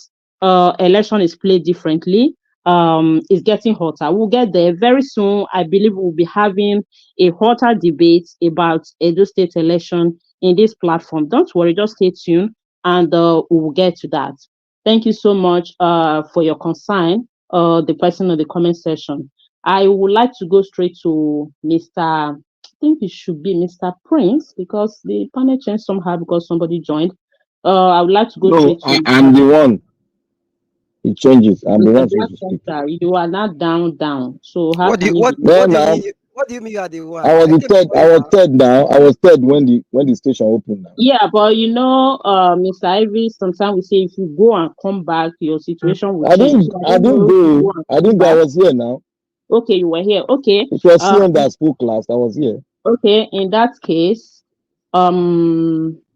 probably Mr. Ivy will have to rearrange you and put you in where you belong so that there will be no conflict about it. Then No, go before that, ahead. I would Go like ahead. I thought to. they were following the according to how people came into the talk. Yes, I was following the way it was in the screen before somebody joined, then you now came down. So I want to welcome Mr. Tiobala. Thank you for joining us today, Mr. Tiobala. It's good to see you once again. I will come back to you shortly. So let me go to the next person. Mr. Black Panther, you say it's you. I don't know. Okay, go Okay, ahead. I let me will go come ahead. back to Mr. Prince. Thank you. Your 8 Oh, minutes begins now. thank you, Mama. God bless you, and I thank God for the way God arranges things, and we thank God everyone that was in trouble has been freed. Thank God for what happened, and thank God for what He has done. His mercy endureth forever. Thank you so much. I appreciate all your prayers and for standing as a family with me. God bless you. Thank you. I want to thank Mr. Naija Wash. Despite he was feeling angry. I won't say he's angry. He was feeling angry, and I want to thank the the audience, the patrons that have spoken. I want to thank all the guys on the comment section. Now, Mr. Nagawash is angry. I want to tell him that whatever thing somebody says, you have to look at the body of the content. Now, what I was trying to say was that Nigerian government are right, but somehow Samuel came in. But I will explain the right and the wrong of Samuel, and I will explain why I said Nigerian government was right. You know, when something came up, we can have a misplacement of, arrangement of words. Now, I want to say here, the Nigerian government tagged IPOB a terrorist group instantaneously, without not looking at the body and the content, what they are bringing forward. And with all the advice from international body and from notable Nigerians, the fathers, the elders of Nigerians, without not listening to them, they tag them terrorists. Because that is the way a black man go about anything he wants to do, just to pull what his own brother down. 2, they took them how many months or years to tag the S-men as a terrorist group. Meanwhile, and other international body have been tagging them a terrorist group, but our government refused. Why? Because there is an ethnic donation and linkage between them and the people called the S-men and the president that was in place then. Now, I submitted a video of what the X-Men did in Patana recently to Niger Watch. Let him play it. The X-Men came out to kidnap and to maim one of the passengers in that bus. And the person that came out videoing was from Bayelsa. He was saying it. And the soldiers came, they said they heard poo, poo, poo, poo. They ran. It was a matter of their intervention that drove those people into the bush. But confirmation says that they were Fulani X-men because the person on ground spoke. Now, I will move in to Samuel Ekpa. Samuel Ekpa has a right of speech. Now, the question now is, has Samuel Ekpa done something wrong to the Nigerian state? The answer is yes. In the maiming down of a Nigerian citizen and dismembering and putting terror in their heart. But Samuel Ekpa have a right to object to the Constitution and have a right to ask the government for a referendum that they want their own state. That is the right of every man or woman in Nigeria. 2, do the Nigerian state has the moral right to extradite Samuel Ekpa? The answer is no. Because they've been tested twice in the history of Nigeria. One was the kidnapping of Umar Diko from London. 2, it is the kidnapping of Kanu from Kenya. And so many other events that have taken place to see that Nigeria cannot be trusted. Now, to extradite, there are 2 ways. 1, politically, and 2, with evidence through your normal judicial process. When the judicial process has gone through, then the political way will stand. And then the country now relate to themselves and see how it will go. Now, Nigeria does not even have substantial evidence.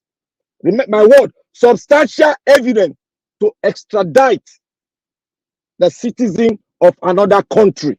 Despite its birth of place, it's Nigeria. And mind you, Ekpa is a member of the reserve of Finland. And mind you, Finland, it is a Scandinavian country, I guess. And before they will go ahead to do such thing, the due process must be first and the political will must be there. And the Scandinavian country, Finland itself, can never trust Nigeria because of the antecedent of kidnapping a fellow citizen of another country. That is a distortion of the rule of law around the world. That places the political will to be dead. Now, what brought the man in power now to place? The whole story and the whole fact is known by Finland. Not that I am postulating or I'm putting high what Ekpa did that is wrong. We have to look at the both sides of the things that have happened and events. We don't have to say you because of what you crucified, then judgment will never be good or right from you if that's the way you judge. Now, the Nigerian state itself is never a state, it's never a country.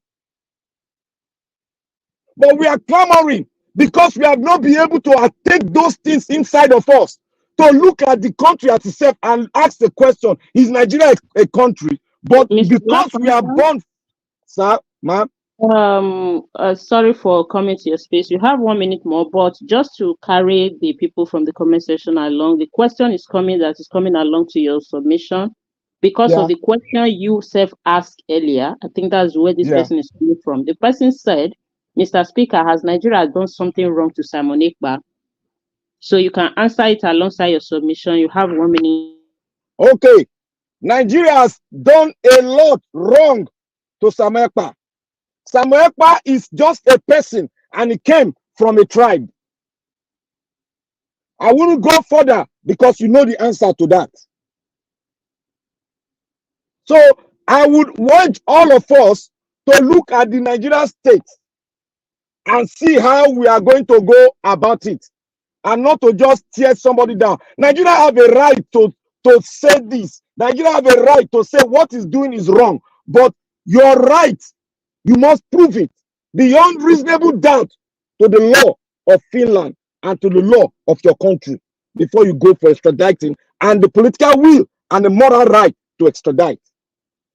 Now, Sanusi, you were saying somebody was talking about the NLC. NLC cannot be trusted. Now I want to ask, where is the TUC and the NLC president? Where are they? Are they in Nigeria or are they flew out of Nigeria? That is a question for every Nigerian. So I submit my case here for further scrutiny and I'm ready to answer question. I have not said anything wrong because I have reiterated that what I meant to say was the Nigerian people, Nigerian government is right. Just opposing it with Samuel Ekpa, but Samuel Ekpa's name came into it. That is what I want to say. So understanding the body of the content of what I've said, please. Thank you so much.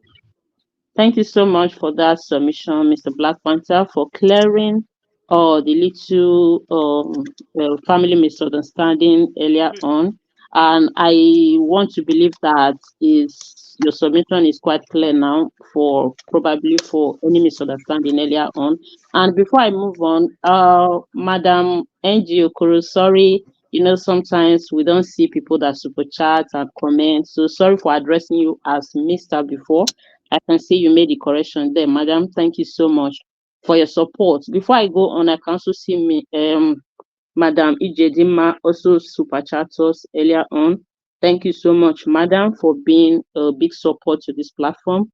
Thank you for always coming. Your Your presence matter a lot to us. Thank you for your support always. God bless you and increase your pockets. Thank you. Earlier on, my mommy, my mommy, my mommy. You know, even if I didn't hear you online, you remember my mother. So I hope Mr. Elvis will not be jealous too.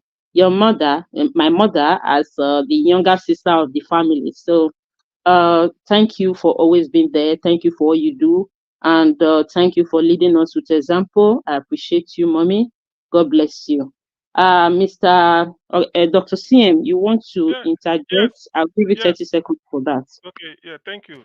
I only want to, for those of us listening, it was a court in Nigeria that federal government used to proscribe IPOB as a terror organization.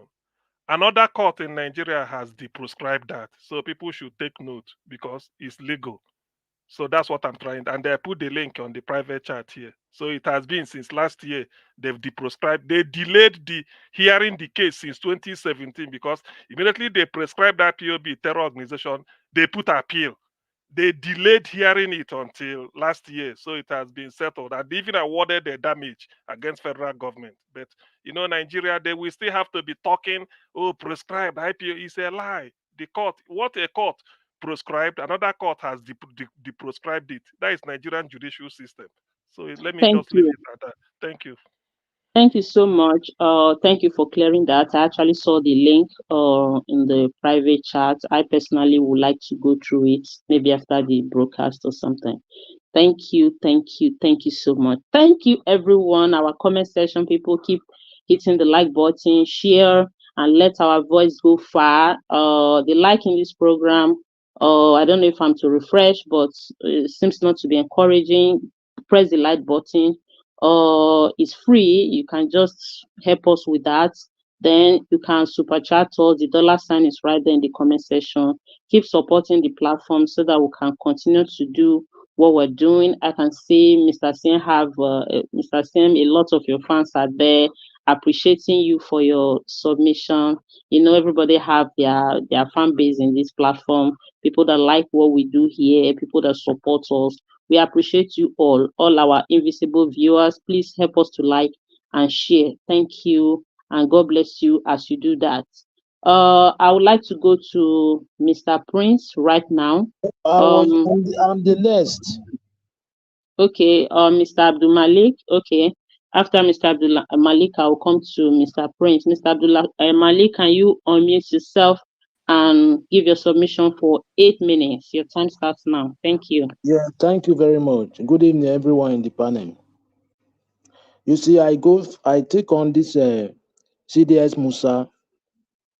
It's good to prosecute Samuel Ekpa, but I want to remind Nigeria government something. Last 3 months, last 4 months, there is 50 terrorists that their lists were out. It's still good they prosecute those 50 terrorists. I don't really know why they are doing such things in Nigeria, because anything that comes from east, southeast, or southwest, they do it like the Nigeria government, they have power on it. Look at what happened in Borno State last 3 weeks, right? When bandits write a letter to a village to evacuate from their village. They have never go there to guide, to save those villages, to guide those villages, to protect those villages. And those 50 lists last 3 months that were out to all those terrorists, I've never heard that they prosecute any one of them. You cannot rule country in this way. You cannot. This is not how to govern people. You can't govern people like this. If you want to do something right. Not injustice. Some part of country, you injustice there. Some part justice.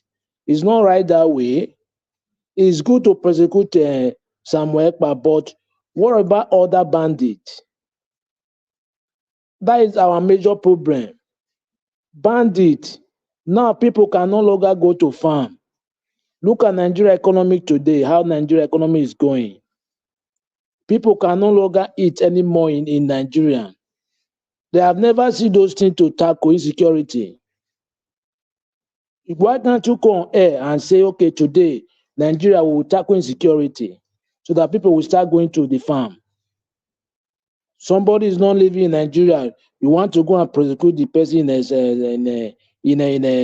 a Finland. It's good, but why can't you fight the one in your country now, the terror, the bandit? Every day they kidnap, they kidnap people, they adopt people, they buy people to somewhere.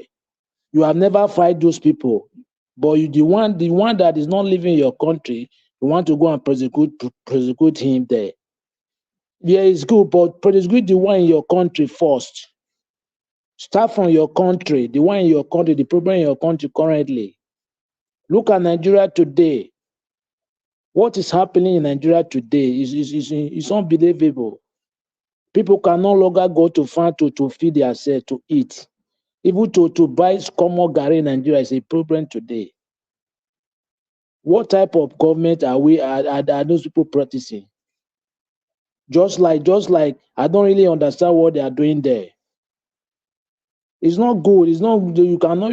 This kind of system, you cannot. Nigeria cannot move forward.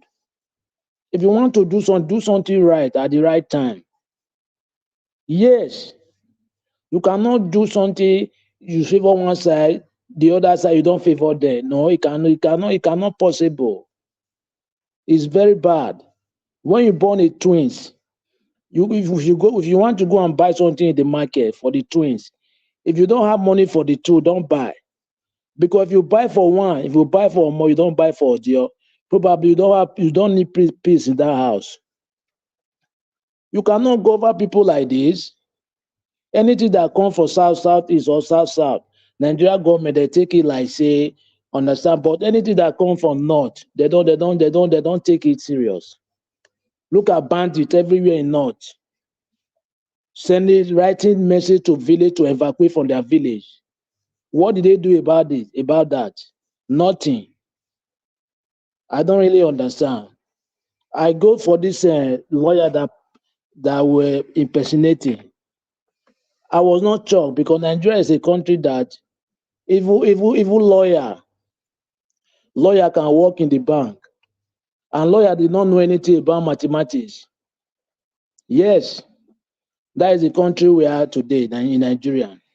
Lawyer, they employ lawyer in the bank, and lawyer don't know anything about mathematics.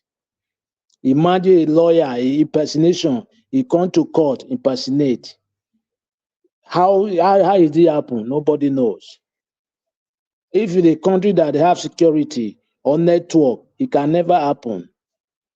It can never, because we don't know what they don't know what they are doing there. Even your citizens, you don't have their database. Somebody may thief in Kano now, today, tomorrow, or next tomorrow, go to Lagos and thief again. But you will not even know if that person committed Kano before.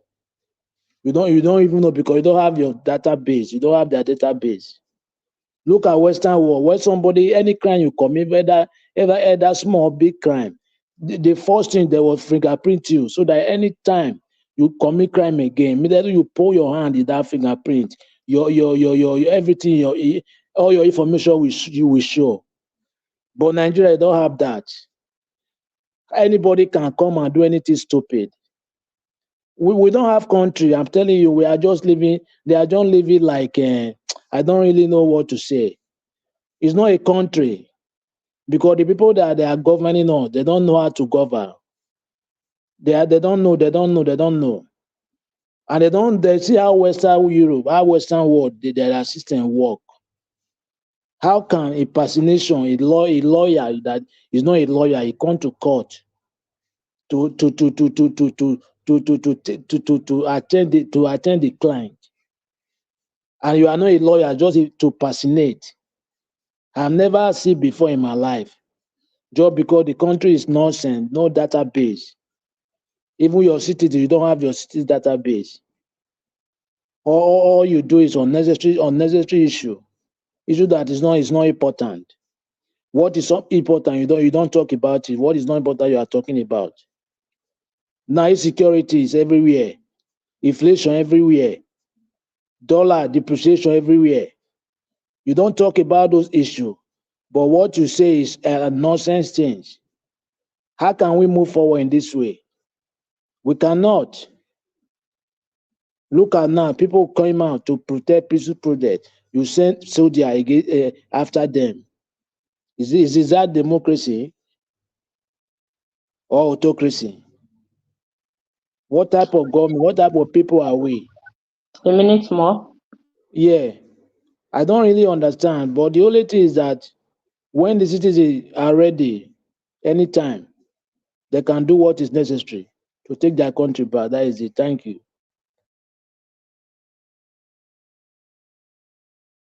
Thank you so much, Mr. Abdul Malik, for your submission. That was a good one. If we continue like this, there will be no country. You are very correct about that. Thank you for that submission. I would like to go straight to the next person, which is Mr. Prince. I would like you to give us a submission. Your 8 minutes begin right now. Thank you. All right, good evening, everyone. I stand on the existing protocols. I greet everyone. Yeah, thank you for the opportunity. One thing I always said, and I want to remind each and every one of us, is not sitting down, talk it every day. We'll keep talking without action, talking without being part of the system. We will talk now till tomorrow. Nothing is happening. The people keep occupying the space. If we love our country, then we have to be part of it. Being part of it is participating. Some of you always mention Peter Obi. He can't be talking. That is why he came out to be a president. He aspired, he contested. So this is the situation. So we keep talking. The people are occupying all the system, all the institutions. So how do you expect the change? We are here talking. We are not encouraging people. We are not saying you're going to fight them. It's not easy taking these people out. But if we love our country, let's make this sacrifice, not just talking on the social media, but also taking a step out in the civil service, in any institution. If you have people you can sponsor to look for a way to penetrate, get in, not going there because you are going there for the salary. No. Get information. Who are the secretaries to these corrupt politicians who are making Nigeria ungovernable, who are stressing the country, making the poor crying every day? If we begin to get into the system which they have already destroyed, and they are still putting their agent, they are still recruiting more who will still be carrying out this activity for them. If you are part of it and you began to release information, which I always talk about this, you might not just be there just because I just want to work. No, get the data. When those information began to fly out, exposing them, that is how you see things began to work. So if we began to do this thing, being part of the system, you can't just leave it for them running. That is why you see technocrats today coming out, participating in the election process, trying to do anything they want to step in to see how they want to do. Because it's not time of talking in the talking on TVs, talking on radios, or talking on the social media. Be part. These people have taken a long time. They always think ahead of you 80 times. Before you are even planning the next step, these people are ahead of you. So these are things Nigeria need to wake up. We know for you to gain employment into the civil service, it's not an easy something. But people still have that opportunity. So the common man on the street who have that opportunity, who says he wants a good Nigeria, give them that job today. the system will corrupt them. They will forget everything. Some of the technocrats, people are upset with some of the aspirants of Labour Party. Some of them, yeah, you don't blame them because they are not even they don't even have the interest. It's just because of Peter Obi, some of them happen to have that opportunity to be part of National Assembly. Not that they are different from those politicians. But how do we fight this system? It's for you who is sincere, who will not be corrupt when you find yourself in any position. That is the only way we can fight this bad element. We need to encourage each other. When you find yourself, is the Ministry of Works, you find yourself where they manipulate contract figures. If you find yourself in procurement ministry, where they manipulate those figures doing those things. Expose those people. Bring those data out to people, some journalists you trust. Begin to do this. When you expose them, people will be scared. Those are things. That is how we can do to build any government or any society that institutions are not working. There is no way you expect anything positive out of that society. So if we like for us to talk from here to tomorrow, nothing is going to change. My last contribution is clear. I said, who is going to bail the cat? All of us are sitting, talking. How many steps are we making to ensure we are part of the system? Being part of the system will save us a lot of stress. So let's see how we can be part of this system. Being part of the system by participating, going into the civil service, correcting those errors. Whichever way you can try to do. If you find yourself in the House of Assemblies, try to be a separate person like some of the few House of Reps member in Plateau State who decline their SUV. Those are people who want to see celebrated. So those are things we want. When you go in there, show that example. Yes, I love my country and I came in here because I want to make a change. So these are things we are calling out every one of us. If you know you really meant good, it's not by condemning people saying government is this. If they give you that position today, if Tinubu calls some of you who are here criticizing the government and give you just special advisor or just put you in one board member, you will be the one that will begin to praise him. You will forget. People like Festus Kayamo, they are no longer activists anymore. So all those things, there are people, all of them today who are in government today, we are in opposition. They condemn everything government we are doing, but today they are in power. They are in power. They are doing that same thing that they condemn. The same subsidy, they fight good luck not to remove. They are the same people who stood on the street, block Nigeria, hold Nigeria on a standstill. Good luck was afraid and put it back. They don't remove the subsidy, and that would have been the best time. So on the case of Ekpa and all the rest of people, on all those ones, there is no people who are seeking for agitation, who wants to do, that goes with war. Everybody that goes through this thing, the Biafra war, forefathers have fought those wars and have learned lesson. It is a peaceful process. You cannot say you want a better people and you want all your people to die. Who do you want to come and liberate again? Nobody is calling for bloodshed. Nobody should stay anywhere and sponsor any attack on anybody when you are in a peaceful place. So whichever way we know through dialogue, you can apply for this process to get it done. We should do it in that way. Go through the UN, whichever process you can use, the international criminal, anyone you can do, follow that process to get a nation, not by destroying your own people or causing serious confusion in the state. So I encourage every one of us to be part of the system. Let's participate. Don't stay online and keep talking. God bless Nigeria. Thank you so much, Mr. Prince, for that your submission. I quite agree with you for a number of things you just pointed out. We really need to do more which I will also emphasize on. We talking is also very, very important. People need to be informed. There are some people that don't even know that something is wrong with the system or something is wrong with Nigeria because they were born into that. That is the system they know. That is what they have come to meet.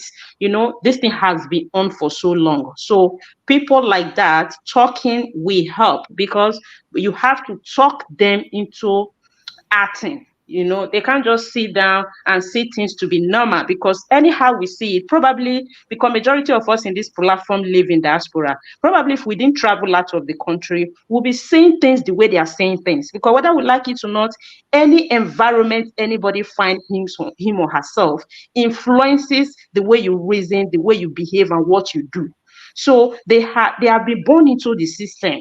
Majority of them have not gone out of that system. That is what they know. That is what they think. That is how they think that life should be. So our talking also go a long way in as much as I agree that we can do more than talking. Thank you so much for that wonderful submission. Madam Irene. Yeah, who is that? Okay, Mr. Please, Jonathan, you want to intervene? I just want to kind of add to the to what you said. Now, you said part of what I wanted to say. Thanks. To Mr. Prince. See, I think you are looking at it as a country. You are looking at Nigeria as you took out the state capture part of it. Nigeria is a captured country. So it is not possible for you and I, for me now, to say I want to go and enter the Nigerian civil service. It's not possible. It will be a wishful thinking. The only process is through the electoral process. The institution must be changed first. You have to first of all neutralize the institution, clean it up before your suggestion can work. It will be a wishful thinking for anybody to think now that okay, you have brilliant ideas. We have brilliant ideas. How do you want to get those ideas out or get it into the system in Nigeria with the current situation? Of course, it's not. You and I know that it's not going to happen. It's not possible. It's not possible. See? Thank you. That is what we have in Nigeria right now. It is through the democratic electoral process that reform can start taking place. Thank you. Sorry, Thank sir. you so much, Sorry, sir. Sorry, ma. Sorry, ma. Just 1 second. Sorry, ma. Hold on 1 second. Hold on. Thank you, Mr. Jonathan, for that your addition to Mr. Prince's submission. Who wants to interject? Who is that? Yeah, it's me. It's me. Okay, Mr. Prince, just 30 seconds because I need to go to the next person. We have two people that have not. Just what Jonathan said. I disagree with some things there, which is you don't start from the top, my brother. If you don't penetrate, INEC now is corrupt. If we don't get into the smaller system, there is no way you just go. If not, it would have been possible for Peter Obi to win the election. But because those foundation there make it impossible for him. So we need to go into there. It's possible. People gain employment into civil service. Let's begin to participate in those little places. Few people can make those changes. Few people. So let's begin with the smaller ones first. Then those smaller ones is the one that will bring the bigger one. Because you have people there. If they want to change something, they will have the opportunity to manage to say, no, this one won't work. Or give an information out. Thank you. Thank you, Mr. Prince, for that. I want to appreciate the people in the comment section. The comment section seems to be a bit quiet, and I'm going to give you guys some little job to do to keep the house going. It's going to take a little bit of different dimension today in the broadcast. Any of your panelists that give a submission that you have a question to, throw the question. One for each person because of time. Throw the question to the person based on the submission he gave or something you don't understand or something you want the person to clarify. I will pass the question to him just to carry you people along. Thank you. I will be going to Mr. Chris right now. Mr. Chris, good evening. Thank you for joining us today. Your 8 minutes start now for your submission. Thank you. Yeah, good evening, everybody. Let me quickly just stand on existing protocol. And Yeah, Mr. Ninja Watch, despite the protocol, I think I'll say happy Boxing Day, because today is one day post-independence, so the Democracy Day. So we are still celebrating this Democracy Boxing Day. Mr. Ninja Watch, thank you once again for being part and parcel of this democracy, for championing this cause, because democracy is all about free speech. This is actually what differentiates every other form of government from autocracy and the other type you have in Russia, China, and all those places. Yeah, there might be development in those places, but freedom of speech is obviously and conspicuously missing from those countries. And we must keep thanking God that we have the ability to at least express ourselves in this country. And that's exactly part of the thing Simon Ekpa enjoys in whatever country he is. And Mommy Diaspora, good evening. Once again, happy Democracy Day to you. Yeah, for me, Madam Irene, welcome back. Returning Madam Irene Fenest, welcome back to your moderating role. Well, for me, I think for the June 12th debacle, since I'm talking about democracy, I'll just start from that June 12th. I sincerely believe that Professor Ebisu Nwosu deserves to be recognized nationally, because the people that you have their faces littered all over our currencies and everywhere across a national monument, I don't think they've done half of what ABC Nwosu did in June 12th. Because we must not forget that despite the fact that it wasn't actually IBB that stopped that election, it was a court order that IBB relied on. But we must not forget that if the owl cries in the night and in the morning the child dies, so we should know that the owl is implicated in that. And also, let's not forget that even before the declaration of that result, they actually accused MK Abiola of wearing his agbada that has the horse of SDP on it, the green horse, to the polling station. And they said, according to electoral law, somebody is not supposed to take any of your party campaign apparatus to the polling station. Those were the shenanigans they relied on. But the point in this is that despite that court order, ABC Nwosu still made the result available. So it was on the basis of that that MKO Abiola was able to declare himself as the president, because it wasn't inconclusive. The result was there. They only tried to stop him from officially announcing the results, but the result was still available compared to the man we have today. The one that 350 billion naira was given to conduct simple election. Until today, over 30% of that election, they are still not uploaded on the INEC server. So with what election, with what result did he declare the present person staying there as the president of the nation? So if you just oppose this with what ABC Nwosu did, despite the fact that that was a military era where life literally means nothing, and he was still able to provide the results, I think he deserves some accolades compared to what we have today.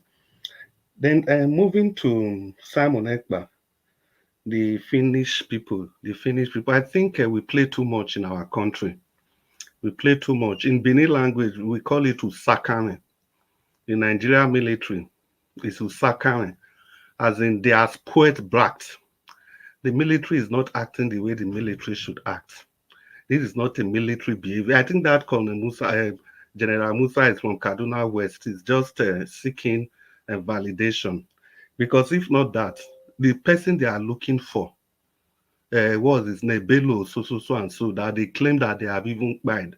That guy came out to make a video just 3 or 4 days ago, threatening the military, threatening them up and down, and they couldn't do anything. It is even another military in Niger Republic that was even telling those people that they are lucky that they are in Nigeria, that they are lucky, those terrorists, that they are lucky that the Nigerian government is accommodating them. That is how bad it is. Then you are talking about somebody in Finland. Do you have the right to even do that in the first place? Don't you know the proper way of extraditing somebody?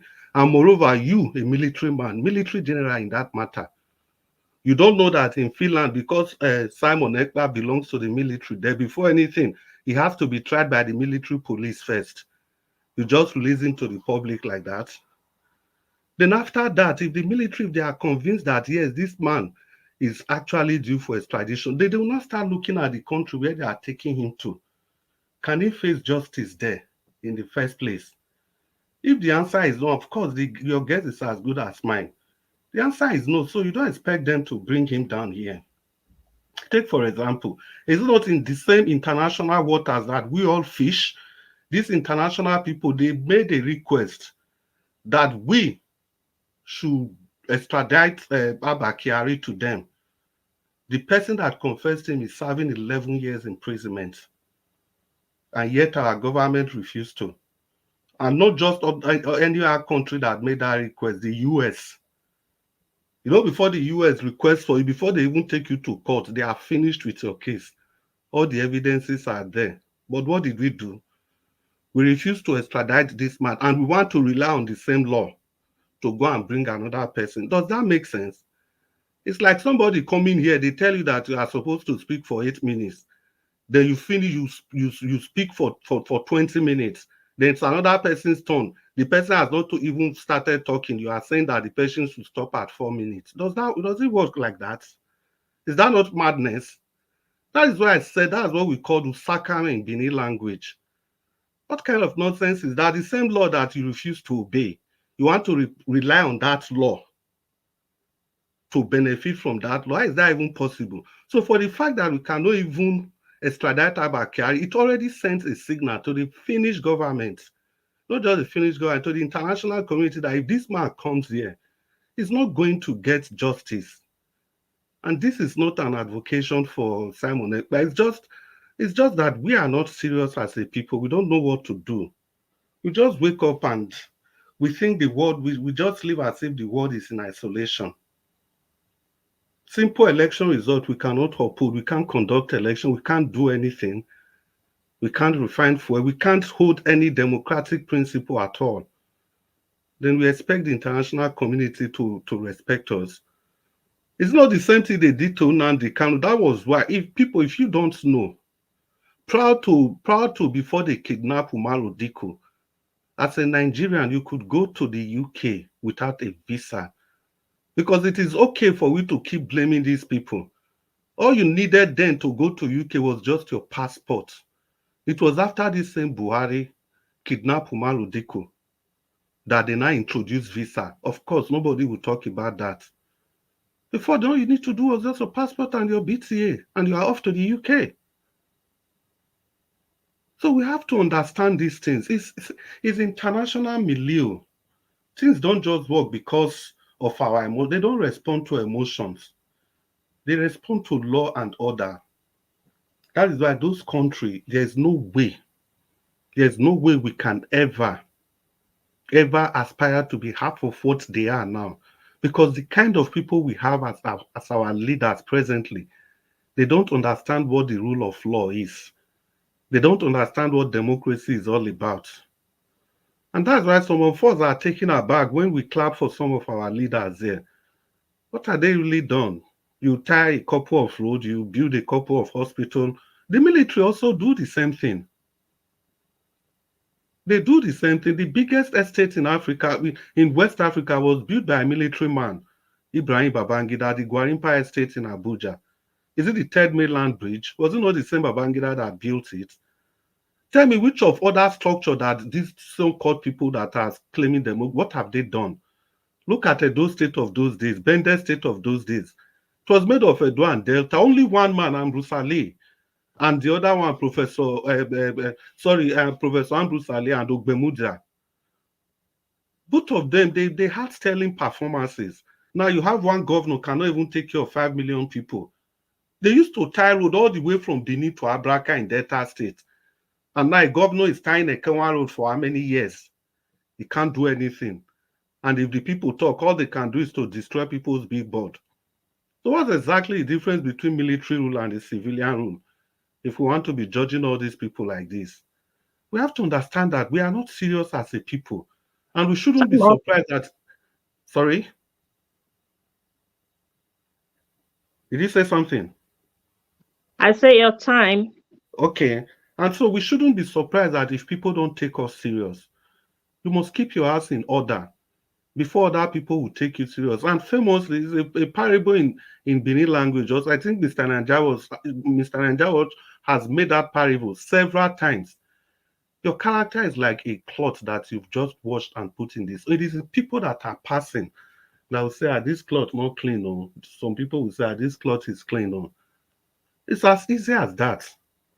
So people are looking at Nigeria and they are telling us that this place is like a shithole, and then we are busy crying up and down. But it's exactly the way we are. Have refugee camps everywhere. We can't deal with our internal problem. You cannot turn your tap in the country and water flows. Then you expect international community to give you any iota of respect. Please. Good evening and thank you, Madam Irene Finance. Mr. Njawo, thank you so much. Mumi Diaspora, thank you. And everybody on the comment section, good evening to you all. Thank you, Mr. Chris. It's always nice to hear from you. And I like some area you touch on because of the Gen Z generation, because I think, as we have always pointed out here, the history is out of school. There are some of the things you just mentioned that I believe most of the Gen Z don't know. Unfortunately, Nigerians don't like to read.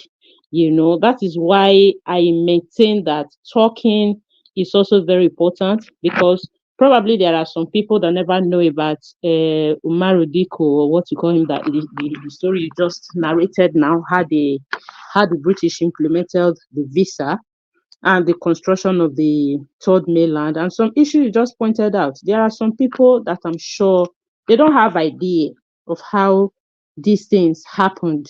And unfortunately, we have a country today that many people are just there to follow. Once they hear people are say, oh, is this person, oh, everybody just move. If you really want to interview people, say, why are you following this person?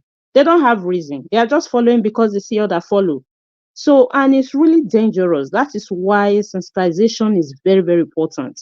And I want to really thank you and Mr. CM that does that regularly in this platform, that chip in certain history to refresh people's memory, because unfortunately we have generation that don't like to read.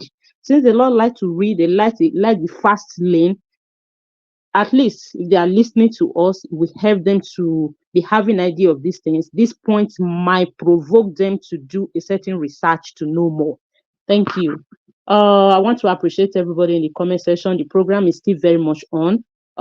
Continue to share, help us to like and subscribe to the channel, and also support us by super chatting or joining the membership. Thank you. And before I go to the last person on the panel, we are coming for the second round. The second round, I would like everybody to talk about Edo State election. If you don't have a candidate, you can advise Edo people on what you think and how you think, or what you think they can do to help for this election season. Thank you. Siobala will come to you right now. Thank you once again for joining us today. Your 8 minutes begin now. Unmute yourself. Thank you. Yeah, thank you so much. Hope you can hear me. Yes, we can hear you loud and clear. Okay, thank you for that. Most of the time, the reason why we don't normally come on because of the time difference. I just want to put that in, let's say for those of our people that lives in the UK, like they see, at least they are very lucky that most of these events, or how will I put it, this discussion normally happen during the evening, and here is our peak period in terms of work and other things we are doing. Have a couple of meetings and all of that. Having said that, I want to use this opportunity to really thank each and every one of you for the great job, because everything we are doing today is very important in nation building. I would like to start by saying that the problem we are facing today is as a result of the people we have in the country.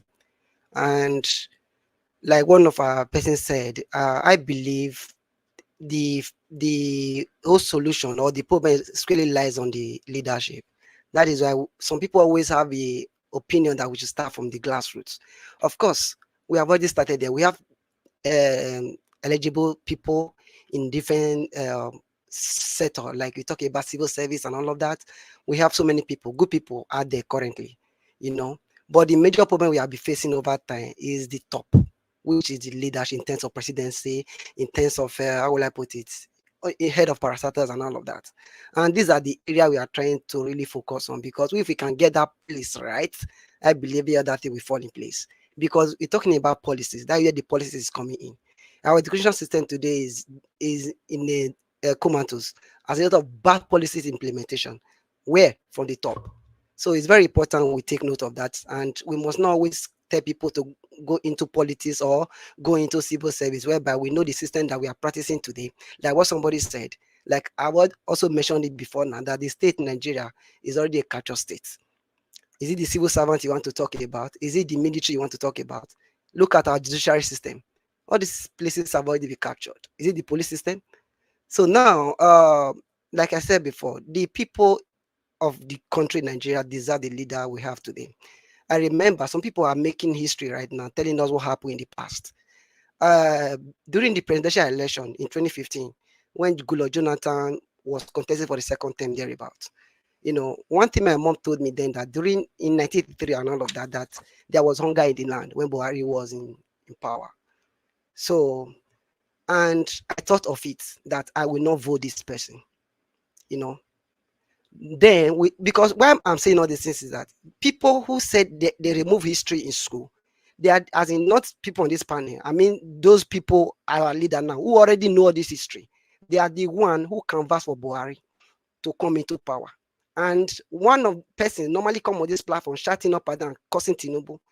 But remember, Tinubu, somebody betted Tinubu. You cannot expect APC to leave power and hand it over to PDP. It's not Jonathan. It's only Jonathan that have the power, how will I put it, to organize free and fair election. And when this was going on, he also have the power to disrupt everything. He said, no, I want peace to reign. What happened? He do transition successfully and all of that. As in most of us, I remember, as in some places, if you go to like different radio station, most of these persons call in, cursing Jonathan and all of that. Fine, I was not really too happy with Jonathan's government, but to some extent, when you do comparison, you will find out that the person you want to bring in, look at the comparison of the persons you want to bring in. What is the qualification of that person? What is the experience? Because it was a military general. At the end of the day, they all voted for him. They do all sort of things because they want power. We keep telling them then. And now, see what we are finding ourselves into. These are the reasons we are talking about. The people of the country deserve what they get. You can't just talk about because they remove history. What about people who already know this history that went ahead to be pushing for this set of people? In 2015, it's the number of persons that voted the APC or Tinubu, to be specific. Do you tell me they don't know history? They do. But they still went ahead because of all these. They are, I don't know, I cannot, as in, that we find ourselves where we are today.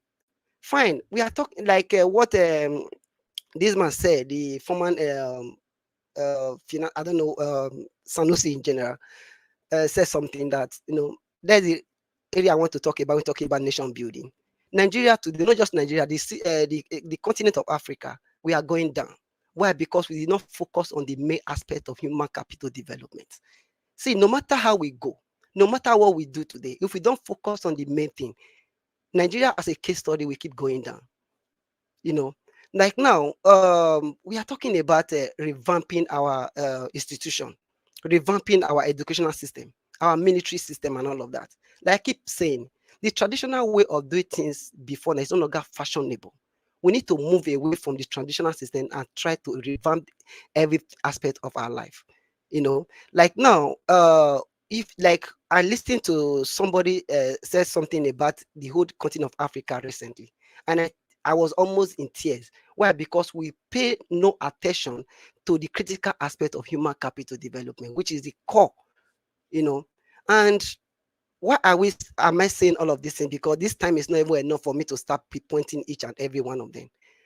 And going forward, we as a citizen of the country, yes, it's good we criticize and all of that. Like my own point is that Samuel Ekpa, Tinubu or whatever, they are not even the problem of Nigeria.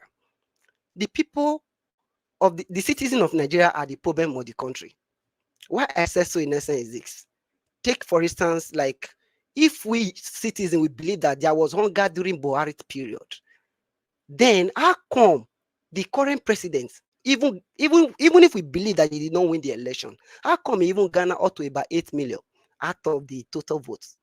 and we have a total population of over 200 and something million thereabouts. How come it's only about 30 something million people that came out to vote for election?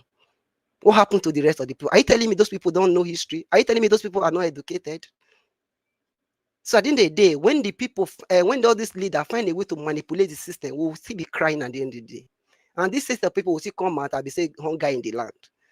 So going forward, I believe we, the people of the country, need to look inward. Because when we believe that we have the power to remove and put in these leaders, definitely we will have a role to play in a democratic process. We will have a role to play in building a nation. Now, I really don't know much, but the truth of the matter is that as an individual, there are things we must do to reach out to people, educate them, which as important as any other thing. All in all, I believe going forward, we should all come in unity to be able to build a nation that where everybody can benefit the dividends of democracy. Thank you, Madam Harry. Thank you, Mr. Tiobala. That was a very brilliant one.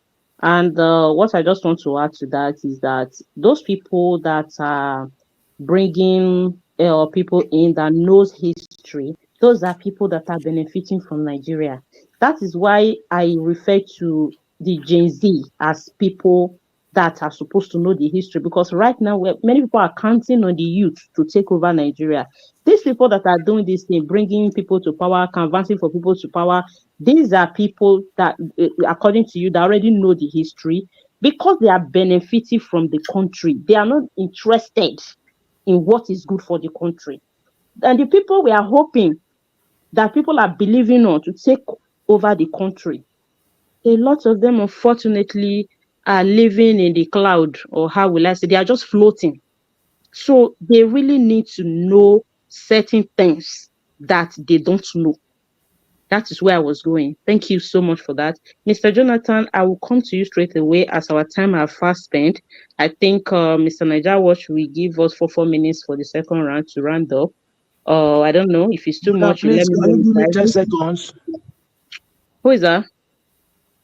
Abdul. Okay, hold on. I'll give you 30 seconds. Mr. Niger Watch, I don't know if you are okay with 4 minutes to round up, or if it's too much. Okay, let's go ahead with the 4 minutes. Okay, before I go to Mr. Jonathan, anybody that wants to interject on any of the submissions so far, I'll give 30 seconds each. If you want, start with Mr. Abdul Malik. Go Okay, ahead. thank you very much. There is what this last Tobilo said now. He said Nigeria government, Tinubu, they are not the problem of Nigeria. They are the major problem of Nigeria. Ask me why. Ask me why, because why is this? If Nigeria government put a law, if they put a law that bind whatever crime you commit, you have a law, they have a law that bans it. Nobody will commit a crime. That is the reason why they are the major problem of the Nigeria. Thank you. Yeah, when I mean, sorry, just a quick one. Just a quick one, please. When I mean, hold on, Mr. Tiobala. Thank you, Mr. Abdul Malik. It's always good to agree to disagree or to counter. You have counter, you have given your reason. So, Mr. Tiobala, can you tell us why you think they are not the problem? 30 seconds. yeah, when I mean Tinubu as a person, not the system, not the government. Like Samuel Ekpa as a person, not the system. Are you getting my points? Those are the points I'm saying. So you remember what I said about Buhari and all of that, the APC, even the PDP in general, including all the political party in the country. My whole point is that the system is bad. So not the individual. That is the point I'm making. Okay. Thank you so much. Any other person want to add to Yeah, that? if I can just jump in. Okay, Mr. Chris, I'll give you 30 seconds. Go Yeah, ahead. first of all, Oga Tiobala, I don't, to be honest, I don't know what your argument is about. I don't know if the system creates itself or it is these people that create the system. These people you are talking about, they are the ones that create the system. How often do you see a football team performing badly and they sack all the 22 players? It's usually the coach that they remove. He that takes the lead must take the blame. Let's stop making excuses for our leaders. And for the history we are talking about, I think Madam Irene Finest has just elucidated what I wanted to talk about. But for further submission, the people that knows about this history you are talking about, that is exactly why they are hiding it from the younger generation that could cause a revolution with that history. They are benefiting from the history. It's on record that Wole Soyinka, because of Chevron chicken lap, he caused a revolution during his days. Thank you. They are Thank you, hiding all Mr. this Smith. history from all of us. So please, that's the purpose. Thank you. Thank you. Okay, So, Madam Irene, thank you Miss so much. Ivy, can we go for Yes, 4 minutes? yes, for 4 minutes final submission. Yeah, that's fine. Thank you so All right, much. thank you. That was what I was asking to know if it's too much or less. No, 4 is fine. Yeah, Okay, thank thank you. you. I will just before I will go to Mr. Jonathan straight away. I would like you to talk about the Edo State election. If you want to add something else, you are free to add something, but just make sure you talk about Edo State election. 4 minutes. Thank you.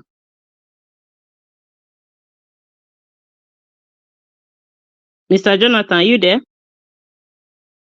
Okay, if Mr. Jonathan is not there, let me go straight to Dr. CM. Okay, yeah. On Edo election, like I Dr. promised. CM, you don't agree tell us who you they support. These friends I where dey they come support now. so. Not be Eh? saying, no, I know that. Listen, just take. Now me, you go even appreciate me, self. You You, see, the you, don't- thing you is, don't you don't wake up. I beg, go he and said, hide yourself, my he friend. said, this thing is. To be honest with you, this Edo election, I don't I give me have way a lot. to today. Anyway, I pause my time, Sha. Let me start now. So, you know, Now you pause. Who tell you say you get right to pause your time? because I get right to fight for my time. Anyway, na Black Panther teach me that one. The thing is, on this Edo election, to be honest with you, I'm highly interested. Not because I said I will make my candidate, no, but I really want, because there are a lot of things I'm reading about, all of them, to be honest with you, because I will give reason and tell you why. Because then we debate it. Because I want a enlightened debate on it. My only interest is that, to be honest with you, if Abia could be abandoned for 24 years, and all of a sudden, just because of one professor named Noti, who refused to take bribe, say he will do her conscience, refused to take INEC bribe and said I will declare the rightful owner, and the Lexoti was declared. Even if Lexoti goes out today, people are even, if you see, I mean, you can imagine a street abandoned. The people were planting corn on the street because it's like a farmland. Today, solar light, tied very well by Julius Berger. Who will forget that type of thing? So, if whatever happens, whatever how people may feel about Edo, everything is possible. That's why I'm saying I want the best candidate to handle it, so that if they say Abia here or maybe somebody point, I say let them point to Edo. So that is my personal interest, not because of I have a plot there or I have something. No, I hate this person. I want the best. That's why I participated in interviewing them, weigh their intellect, and then I go and research. Can this person be able to do this based on what he did in the past or this? That's what I'm only interested. So when the time comes, I will, because I'm working on something. I don't want to be rushed. There is still time. July, August is still more than 30, 60 days. Congratulations. So intense 10 campaign. seconds. Yes. You said we want the best for the do light. You have been seeing all of Of them course. now. Are you talking from? You are in a cloud talking to us and on earth. What I'm saying is that I have taken my time I want to look at the background of each. That's what I'm saying. Because there are certain things I read about them, I'm checking. So when I look at all these things, I said, well, based on that, I'm convinced. What if I had I had announced my candidate earlier before this train came? I will be forced to go and review it. So I think I've seen 5, so to speak. APC didn't turn up, but I'm still reading background. So when I finish, I will just say, look, based on all these things I've gone around each one, this is the person I feel that can do, that is up to the job. That is just my interest. What are the key indices you want to look out No, for no. in each of them? When the time comes, I will put everything. Then everybody go use them to counter He me. no go ever tell you. They talk like a native doctor. He no go tell you. Jesus Christ. Black Panther, take am easy now. I be, Mr. I Black mean, Panther, God. is it me? You should take interest that I'm being thorough. that I want the best. I never criticize anybody. What I want is I want to look at background because not be if you know be Panadol, it can never ever be Panadol. Panadol they cure headache, I agree. Ibuprofen they cure headache, but Panadol can never be ibuprofen. Do you understand? That's why I'm cool. And I gave some principle here. A thief will live up as Sakoba go they live for Siluko. You know me say you know be thief oh. And the person will not be thief where they live for Siluko come pack go up as Sakoba you go say that one a thief. Now lie. So these are my two principles and that I go use. So when I take it, I stand by it. Thank you. Let me not waste my time. Thank you. Thank you. Thank you so much, Mr. CM. I understand what you're saying. There is time, there is no much time. And I would like to use this opportunity to call on our, should I say old panelists or our Ido panelists. I'm not saying that other people here are not important for Edo State election debates. The difference is there are so many people that are from Edo State that have how will I put it, a kind of first-hand information, people that will be telling you, your family, your friends that will be telling you what is happening on ground. Want you to come in and collaborate for debate, calling, anyhow you can join, lend your voices, let's see what you think, let's see who you're supporting, come for debate, let's do this together because it's our state. We all want the best for our state because with the information we're having right now, a lot is going on ground. It's already getting messy. It's already getting tough. A lot of things are happening. What I will just say for the little information I have, I've not been on the panel for some time, and before I've declared declared for my candidate some time ago. I remember some of you were in the panel that day. Me and Madam Rita, greetings to you, my sister. I miss you on the panel today and yesterday. We have a heated debate that day, quite hot, and it was unplanned, So I am rooting for Aswa Ighodalo. And I have said it before, not that I trust any of the candidates. I will be deceiving myself if I say I trust any Nigeria politician. And it's dangerous for me to come out here and say I'm putting my hand on fire for anybody. But the issue here is somebody just needs to imagine Osadebe Avenue. Whether we select anybody or you did not choose, somebody must be on that seat. And I have looked at it critically on my part. I believe in fairness, equity, and justice. I will keep saying that. I am not saying that in as much as I believe in fairness, equity, and justice, if competence is not there, I will not do that. I will not. But if there is a competence coming from where I believe fairness, justice, and equity should take place, I will stick to that. That is my reason for supporting Aswa Ighodalo. I see him as somebody that is competent. I see him as somebody that is qualified for the job.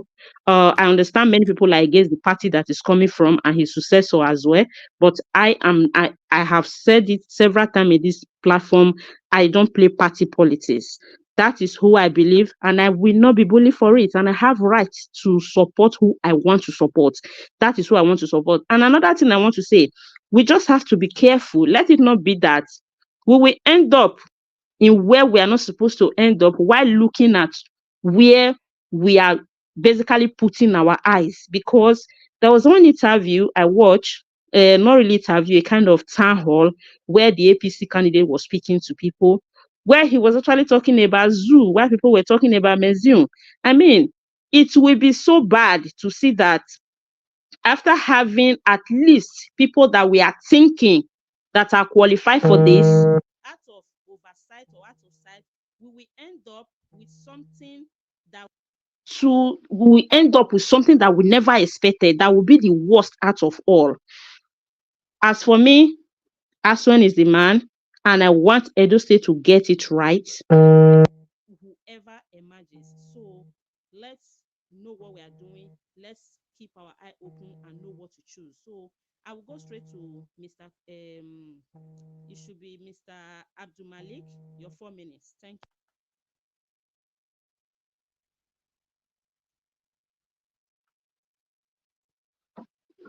Mr. Abdullah Malik is not there. Okay, let me go to Mr. Black Panther. I'm here. We did not hear you. We did not hear you speaking.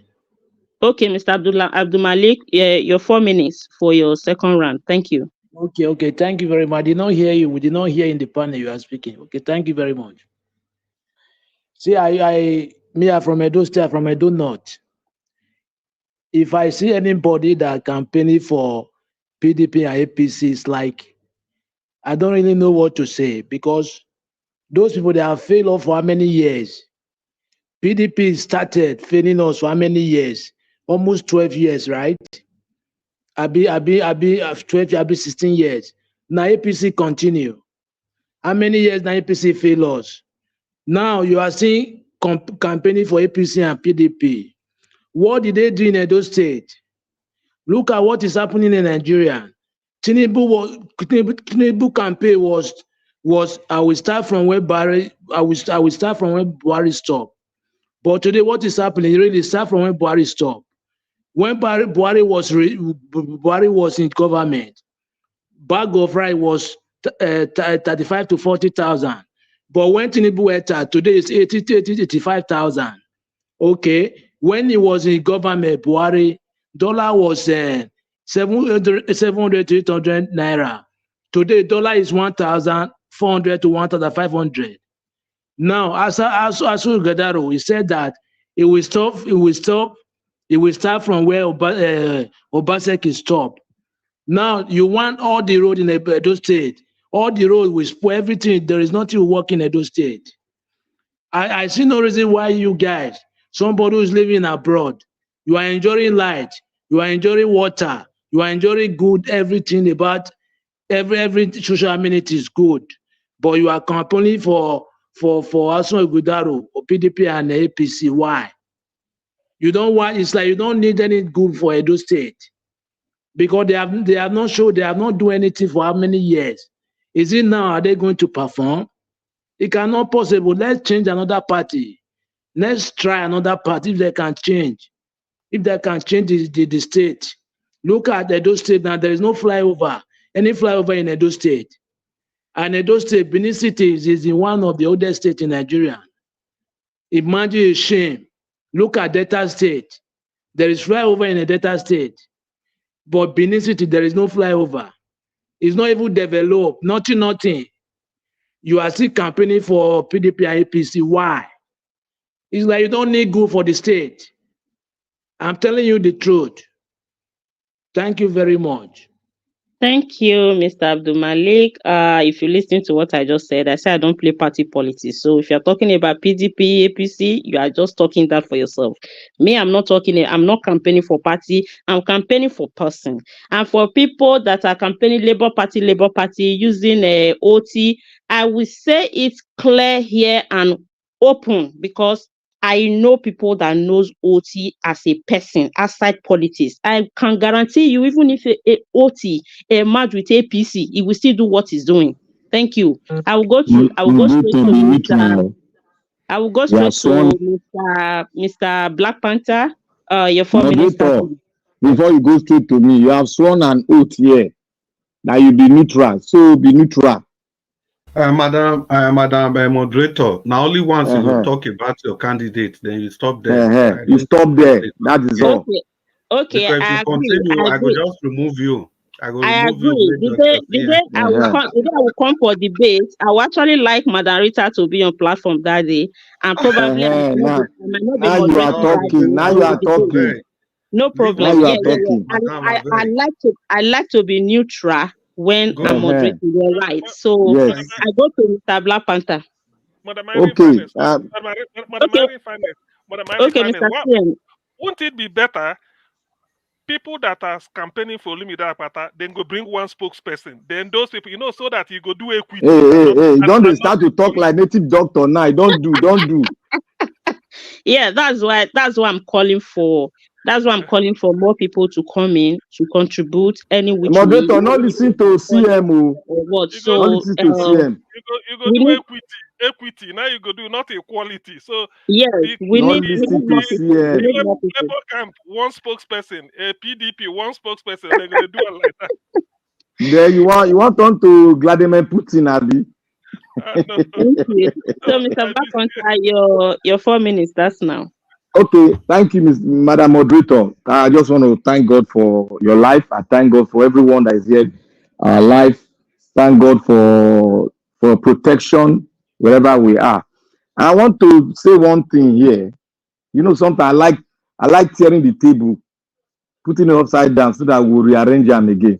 You see, the thing about equity, fairness, and justice, you see, that is a very greedy word to use. Very greedy word to use in Nigeria template now. Because what we are after in Nigeria is survival. You are lucky I'm moderating. I don't want to debate you. Just continue. Wait now. Go think and you talk and you go meditate on. I'm not talking to attack anybody. I'm talking to the minds of everybody. You are only speaking with three mouths. I'm not being political. I'm not being political now. You are speaking with Wait, I'm not going to campaign now. I'm not going to campaign because you say I should campaign. Already. See, we people, we are talking about fairness, equity, and justice. See, the position which we are now, we cannot just bring the word fairness, equity, and justice. It's like you look at apartheid now. Wait. When there was apartheid in South Africa, they were not talking about fairness, equity, and justice. The whole struggle was about equity, fairness, and justice. Wait. It was they were not saying equity, fairness, and justice. They were fighting for freedom. What is freedom? Because they were being enslaved. Wait now, you see, I don't like. You see, we want to argue here because we are political. I don't want to be political. I have made my statement. I don't want to be political. That is why I'm making that statement. Now, we are in a situation in Edo State now whereby APC, PDP, AP, Juve, all these different parties, everybody is coming out to say, but nobody is looking at Edo State. Edo State. Nobody is looking at Edo State. Nobody is looking at it, talking about it, say, this is Edo State. This is how my state is. We want to change the state itself. We want to go this way. We have agreed. We don't have good roads. We don't have water. We don't have light. People will come here and campaign. Oh, he's the man. He's an economist. But your economist is not talking about the basic necessity of life that the economy needs to have to strive. We are not talking about it. Now we are talking about equity and okay. Now, if we want to take that into place, now we go on equity, fairness, and justice. And your equity, fairness, and justice come into place. And tomorrow, we now, after the equity justice came, we are still in the same position. I have the right to say that equity and justice you have been talking, may you never say it again. Because we are so taken by some beautiful word in a country where you don't have constitution that is made by you. You are talking about equity, fairness, and justice. Where will you get it? Where will you get it? In a shamble democracy, in a state that has been as older than me, and up till now we have not seen anything concerning fairness, equity, and justice to the people, not to a tribe, but to the people itself. We have not seen it for more than 40 years, and we are still standing on that trajectory.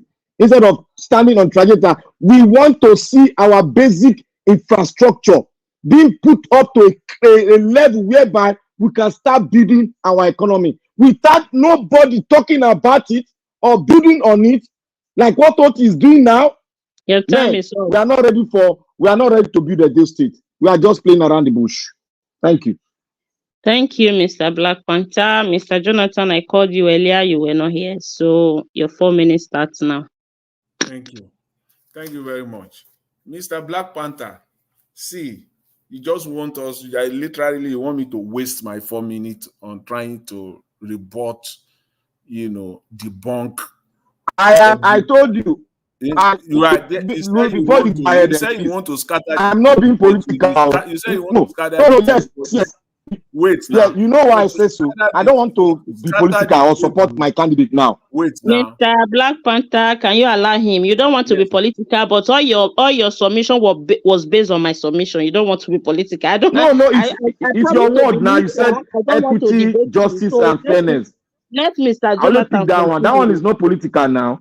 Thank you. Let him continue because you See, tackled me I'm not even directly. going I am to. waiting for the I'm not day I even will going not. to. I'm waiting for the day I will not moderate because your submission was directly to me your complete 4 minutes. So I wait for the day I'm not moderating for us to debate it out. So Wow. Anytime I talk. it's Mr. Jonathan time. Mr. Jonathan, you can go ahead. Thank you. If not for the fact that I know you already, and I know the kind of intelligence, analytic intelligence, and analysis intelligence that you have already, I would have said you don't know what you are talking about. So because I already know you, so I won't go there.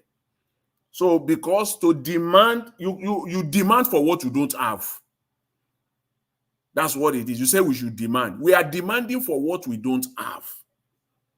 Everything that you talk about, every day that I have known you on this platform, every of your submission, without exception, is all on equity, fairness, and justice. The constitution that you've been talking about, which is, I mean, I don't think anybody has said it better than you on this platform, or to reinforce it, so to say, better than you on this platform. It's about equity, fairness, and justice. Let's bring it down to the present day. The minimum wage they are talking about is about equity, fairness, and justice. Electoral system is about equity, fairness, and justice. Everything you are asking for. Insecurity in Nigeria that we have, the way to deal with it is about equity, fairness, and justice. Infrastructural development is about equity, fairness, everything. Everything. When people struggle, people are fighting for freedom. That is the basis of struggle in the first place. What you are struggling for, that is the basis. Martin Luther King fought for equity, fairness, and justice. It was a struggle. It was struggle.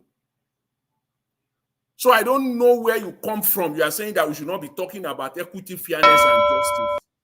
So I will just leave it at that. That what we need in Nigeria is equity, fairness, and justice. Thank you very much. I really Thank appreciate you, Mr. Jonathan, for your submission.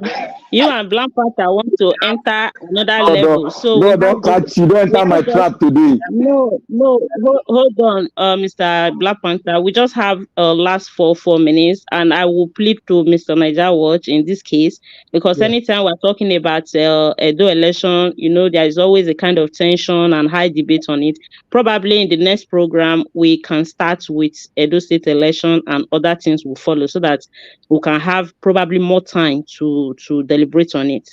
So, well, how many people have spoken yet?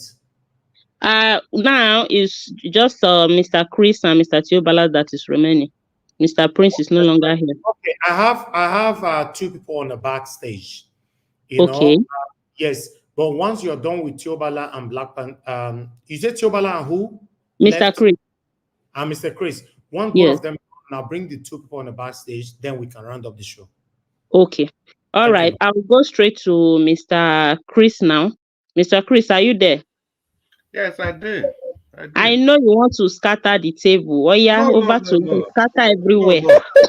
See, Madam Irene Finance, there's nothing to scatter because if they win somebody 100-0, there's really no need to keep scoring, because come September, Olumide Akpata will be gracing Denis Osadebe Avenue because the issues are very clear. Look, the PDP. Let me just focus on the PDP today. They have employed a very old tactics that's called the ultimate political deception. They want to silence the watchdog, or watchdog in parentheses. Imagine the PDP government.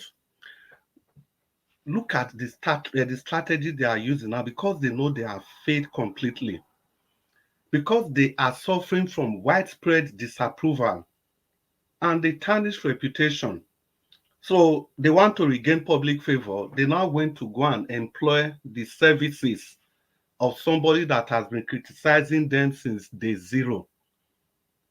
The same person that has destroyed everything that the government, the Governor Obaseki-led administration has worked for. That's the same person they went to go and employ. And their reason is that they want this person to demonstrate, to show to the people what the government has done. We know these tactics. It is when a government fails completely that they deploy this kind of tactics. If truly you want the people to see what you have done in the first place, you don't even need to deploy any person. You don't need to employ any person at all. Because Alex Otias, we are here in Edo State, but the things happening in Abia State, they are all resonating here in Edo State. So why would somebody go and employ the services of another social media vuvuzela to come and display what they have been doing? If you are truly genuine on this trajectory, so why not employ the services of credible people like Nigeria Watch Media? Why not deploy this kind of service? Because you know this person is going to give us a fair and balanced view.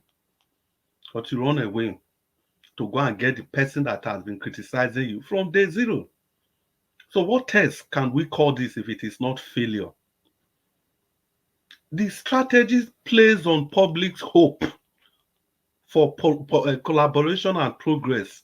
It is sophisticated. Edolites, you guys have to wake up. And any person, irrespective of how you look at it, irrespective of trying to separate Obaseki from Aswe Godalo, it's not going to work. Because this is the first major decision that Aswe Godalo will be making. And look at who he has gone to employ to do PRO job for him. So this already shows the direction, the trajectory these people are going to follow. And he has made it clear to all of you. I'm going to continue from where Obaseki stopped. That was what Tinubu said. And the rest is what we are enjoying today, is the same thing Obaseki has said. What's his name? Aswen Godalo is the same thing, the same trajectory exactly that is going to continue from there. Now, he has opportunity of getting some credible people to be part of his media campaign team and look at the services of the person he deployed.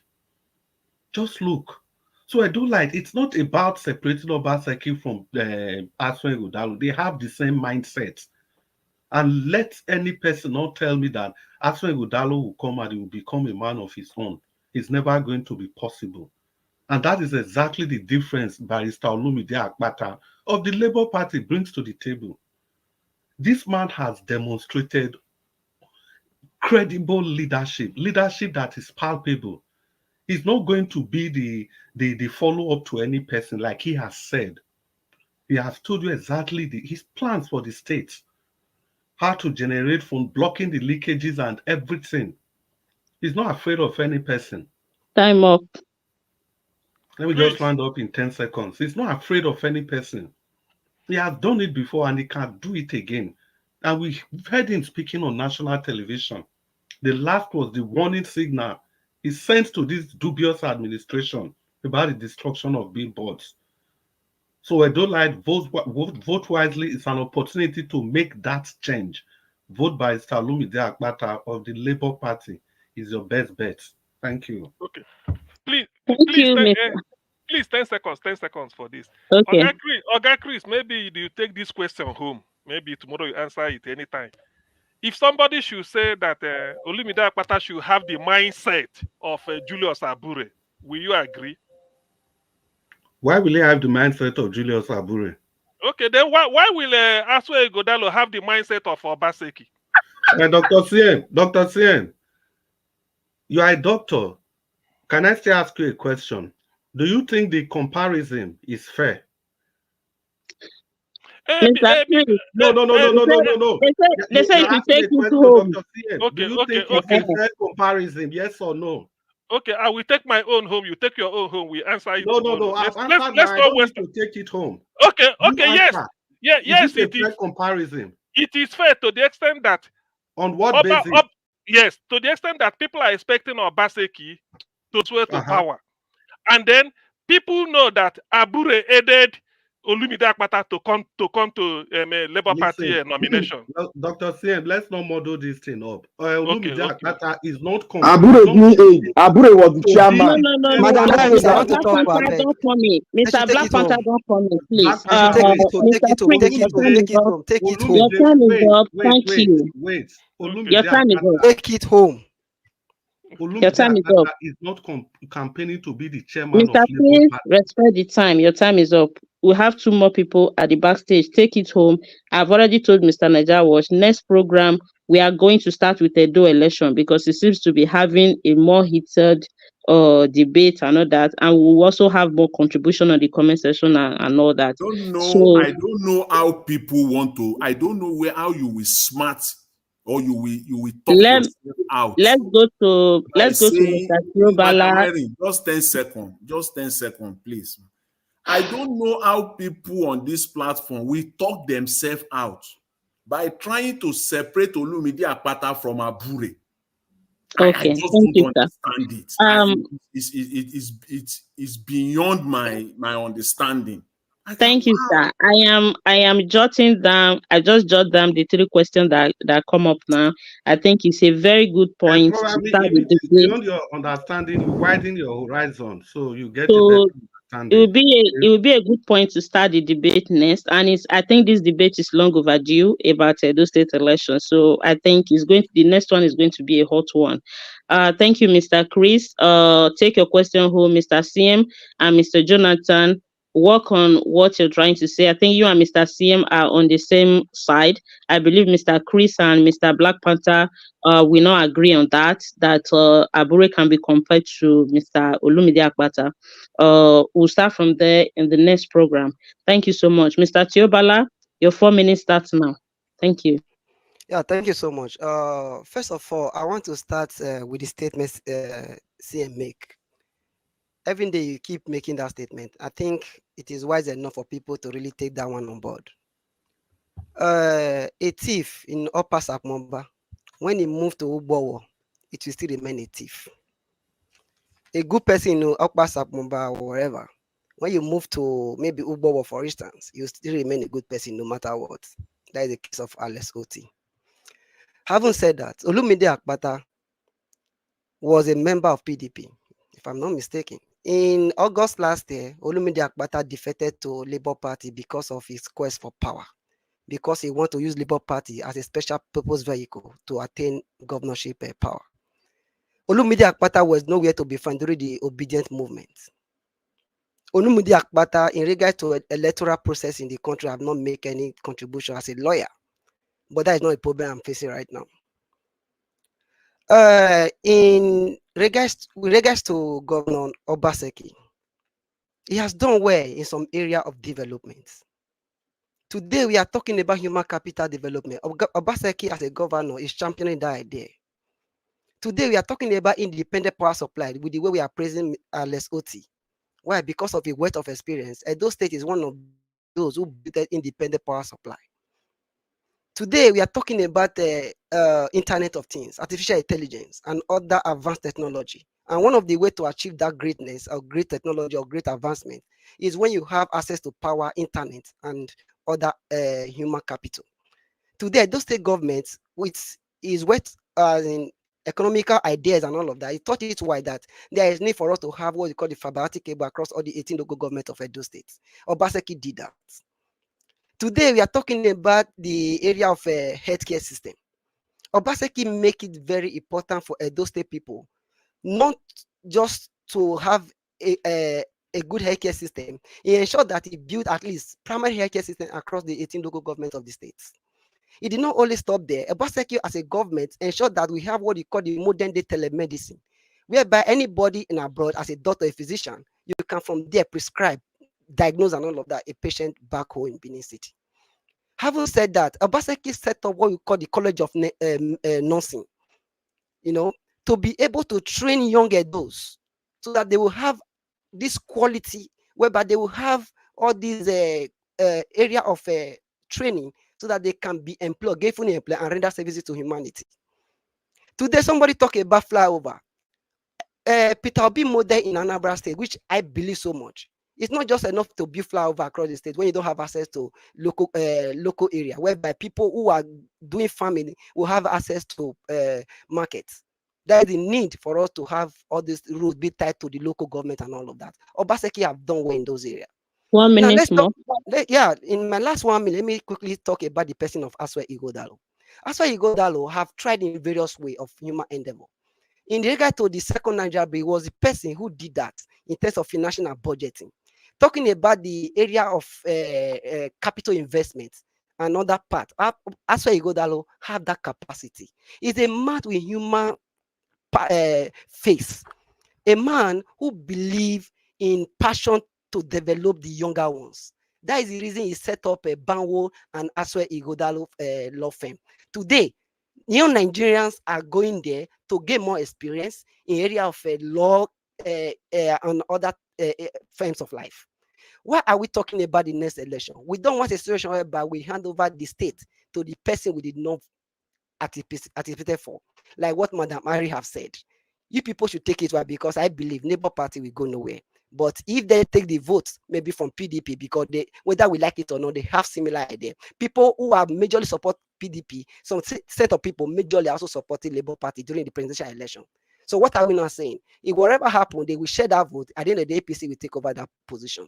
Olumide goes nowhere. I'm happy for the love Edo people are showing to the person of Aswa Igodalo. Edo State, we must move forward in the area of human capital development that the Obaseki government has started, and we must continue in that trajectory. Thank you. Thank you, Mr. Tiobala. That is just my concern on what you hit on. I don't know the information some people are getting or grant. That's actually my fear, because the Labour Party are busy hitting on Aswen, some of the Aswen people mainly, most of the one I have seen are not really too hitting hard on Akpata, but Akpata people are used to hitting hard on Aswen, leaving APC completely porous, and it's just like a situation of something is just crawling little by little, while two are just running fast. At the end of the day, those two that are running so fast, they get to somewhere and stop and start fighting. The one that is crawling will just come and crawl and pass them where they are fighting and go and emerge. It's going to be terrible, because that is where I was going at earlier on. I am not against anybody supporting who we want to support, but let's do it in an intelligent manner, in such a way that all of us will not end up surprising ourselves. So, Mr. Niger Watch, I don't know if you can bring in the two people at the backstage, so they can give their submission.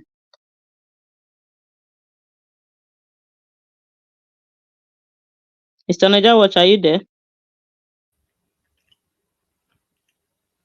Okay, Mr. Niger Watch is not there. Anybody want to interject or contribute to what we just said before Mr. Evans? No, I'm here. Okay, I wanted to bring the two people at the backstage. We have three now, but ladies and gentlemen, if you're on the backstage, please turn on your camera if you want to come to the screen right now. If not, we are ending the show. Okay, thank you, F. Emmanuel. You've done that. You can turn it off now if you want. Thank you, Prince. Thank you very much. Thank you. Okay, Frank, we're not the VCU, so you go there for now. Maybe for the next 78 years, to you. You know. All right. You can attend to these two first. We have F. Emmanuel and Oga Prince. Then we'll take it from there. Okay. Thank you. All right, thank you, Mr. Say the next 78 years. Mr. Patience, on the comment section, I don't know why you're busy attacking me. In as much as I'm moderating, I said I want to be neutral. That doesn't mean that I don't have my candidates, just as you are campaigning for your candidates on the comment section. If I'm saying I'm going to be neutral, doesn't mean I can't mention my candidates or I can't contribute to the panel that I'm moderating. In case if you don't know how these work, I'm trying to explain to you. The day I will not be moderating, you will understand that I am going to stand on a debate. Now I am not debating, I'm only like contributing based on what the panelists are saying. So I will not remain dumb because I want to stay neutral. That is not how it works. Thank you for your contribution as well. I understand you are supporting Akpata. You are free to do so. This platform is a democratic one. Freedom of expression. You are free to support who you want to support, just the way we expect people to respect other people's candidates and opinion as well. Thank you. Mr. Madam F. Mary in fairness, Emmanuel. Madam Mary in Yes, fairness, please, yes, 10 Mr. seconds, Chris. because of the statement you made. I heard you saying that the Labour Party people, they are always attacking Aswen Godalo, leaving the APC candidate alone. Is the PDP not doing the same thing? Is the Aswen Godalo people, are they not leaving the APC people alone? And moreover, if the PDP is in power, so why In would most everybody cases, focus on the person that's not in Mr. power? Chris, I don't know how you see it when people respond. I merely see they are talking about Akpata as a response, because you people are so good in coming for Obaseki, then from there you just bring Yeah, in because Aswen, he's the one in power. as if they are twin brother from the same father, the same mother. You know, I've already told myself I don't want to discuss Obaseki because it's outgoing, or my focusing on Aswen, and not even today because I'm moderating. So let me He's the go one in to power. We must talk Mr. about him. We must. That is for you. I'm not saying no. In case you don't understand, I'm not saying no. I'm not telling anybody No, how because to you refer to campaign. the Labour Party always talking about I'm not telling you how to campaign. You can campaign as you want to. I'm only giving my opinion based on the information I had and what is happening on ground, so that we don't go with a surprise. That's what I'm saying. Everybody is very free to campaign anyhow the person wants and support who the person wanted. So I'm not against that. Honestly, I'm not just against it. So, Mr. F. Emmanuel, good evening. Thanks for coming, even though you come a bit late today. So, we are giving you your 4 minutes to give your final submission. Thank you. Yeah, Iris finest baby. I hail you. How are you today? I'm good. Thank you so much. Wow, good to hear your voice again in the panel as the moderator.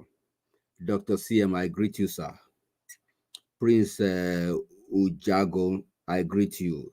Tiobala, your boy is loyal. Chris Dublin, I dey hail. Oga Jonathan, Eka so Ekugbadu, and my big bros, what's it called, Professor Niger Watch, Elvix, I hail you, sir. Black Panther, the Niger Delta guy, don't worry, I'm watching after you. Anyway, back to Edo politics. Like I earlier said, I've always said, yeah. I miss salute you pass. I dey hate, sir. All right, back to Edo politics. Sincerely, me here as a Rivers man, I'm now automatically half Edo by marriage. So anything that happens to Edo, it automatically is happening to me. So you guys are my in-laws. So I had to really put interest, whatever that is happening there. Yeah, going back to all the candidates that have come here, apart from the APC guy that didn't show up, the ones that have been able to make it here, for me, initially I was going for Olumide Akpata, who is for the Labour Party. You know, the guy is also good. But by the time the Abga guy came in here and spoke and gave a practical way, simplify modus operandi of bringing Edo's glory. By the time the guy finished, that Dr. Sifo, by the time the guy finished, I had to begin to think twice. Keep politics aside, keep party aside. We're looking at candidate now, because it's the candidate that will bring about the development. It's the candidate that will bring about the ideas that the government will run with. Is the candidate that will be in the steering of the vehicle, carrying the people along, just like Oti is doing in Abia State. So I see some level of, great idea with this Dr. Sifo. That is why I have decided to line up with him, Abga all the way. Edo people, my in-laws, I greet on her again. Make a shine on her eye. Not be to speak too much grammar be the thing. You remember the Agbadoma say, na statistic will go chop. Of course, look at it today. So we are not talking about Godalo, is investment banker, is this, all those everybody even me to be investment banker. At least I've been in the bank when the OT was our executive director of First Bank then. Alias OT then, yeah. So we have all this banking knowledge. So not by speaking too much grammar, it's all about how. The how is what I'm after. If eventually you get into power, how are you going to make all these things happen? How are you going to bring about the dividends of democracy to the least person in Edo State? That's just my concern. Time up. Oh, Iris Finance, give your in-laws more time now. They do me like this now. 4 minutes because you came late. Now other people have used their 8 minutes since. Actually, for push Jara for me now. I beg, go hide yourself, in-law. Madam, give me 10 seconds, I beg. Okay, Emmanuel, thank you. I'm inviting you to come for the next program. Mr. Ivis will tell us when to schedule that, where we are going to use the major part of the program for Edo State election. So you will have time to advise your in-law, to advocate for your candidate, which I actually like the angle you're coming from, a different candidate entirely. That's a good one. Thank you. Thank you, Mr. Black Panther, you yes. want 10 seconds. Now 10 seconds I ask you. Why you need 10 that minutes? Man, don't forget that F Emmanuel, not mine now. Now in-law where the cast us. 10 seconds. I told you that I like my program to be neat. 10 seconds. I need to go to 10 seconds. I want to tell everybody here, we are all educated. And nobody's going to change the norms of politics. And the norms of politics in Nigeria is party-based. There's no law that single-handedly say we should look at the person. We should look at the person, forget the house where he come out from. We are not blind. PDP is PDP, both in heaven and on earth. PDP is PDP, and APC, LP is LP, APC is APC. So if we want to link, we must win, and we will always link Obaseki and Ighodalo for this thing. We must link them. Anybody who like, make it best. We must link it because they are from the same party. Thank you. Madam Marifan, can I get a minute? Thank you, Mr. Prince. Can I get a minute? I need to respond. If person link Olumide Akpata to Abure, na the same thing, Abi? Olumide Akpata Abure, you link am, if you want link am, I think we don't link us all these days. We don't tell you, you know the thief.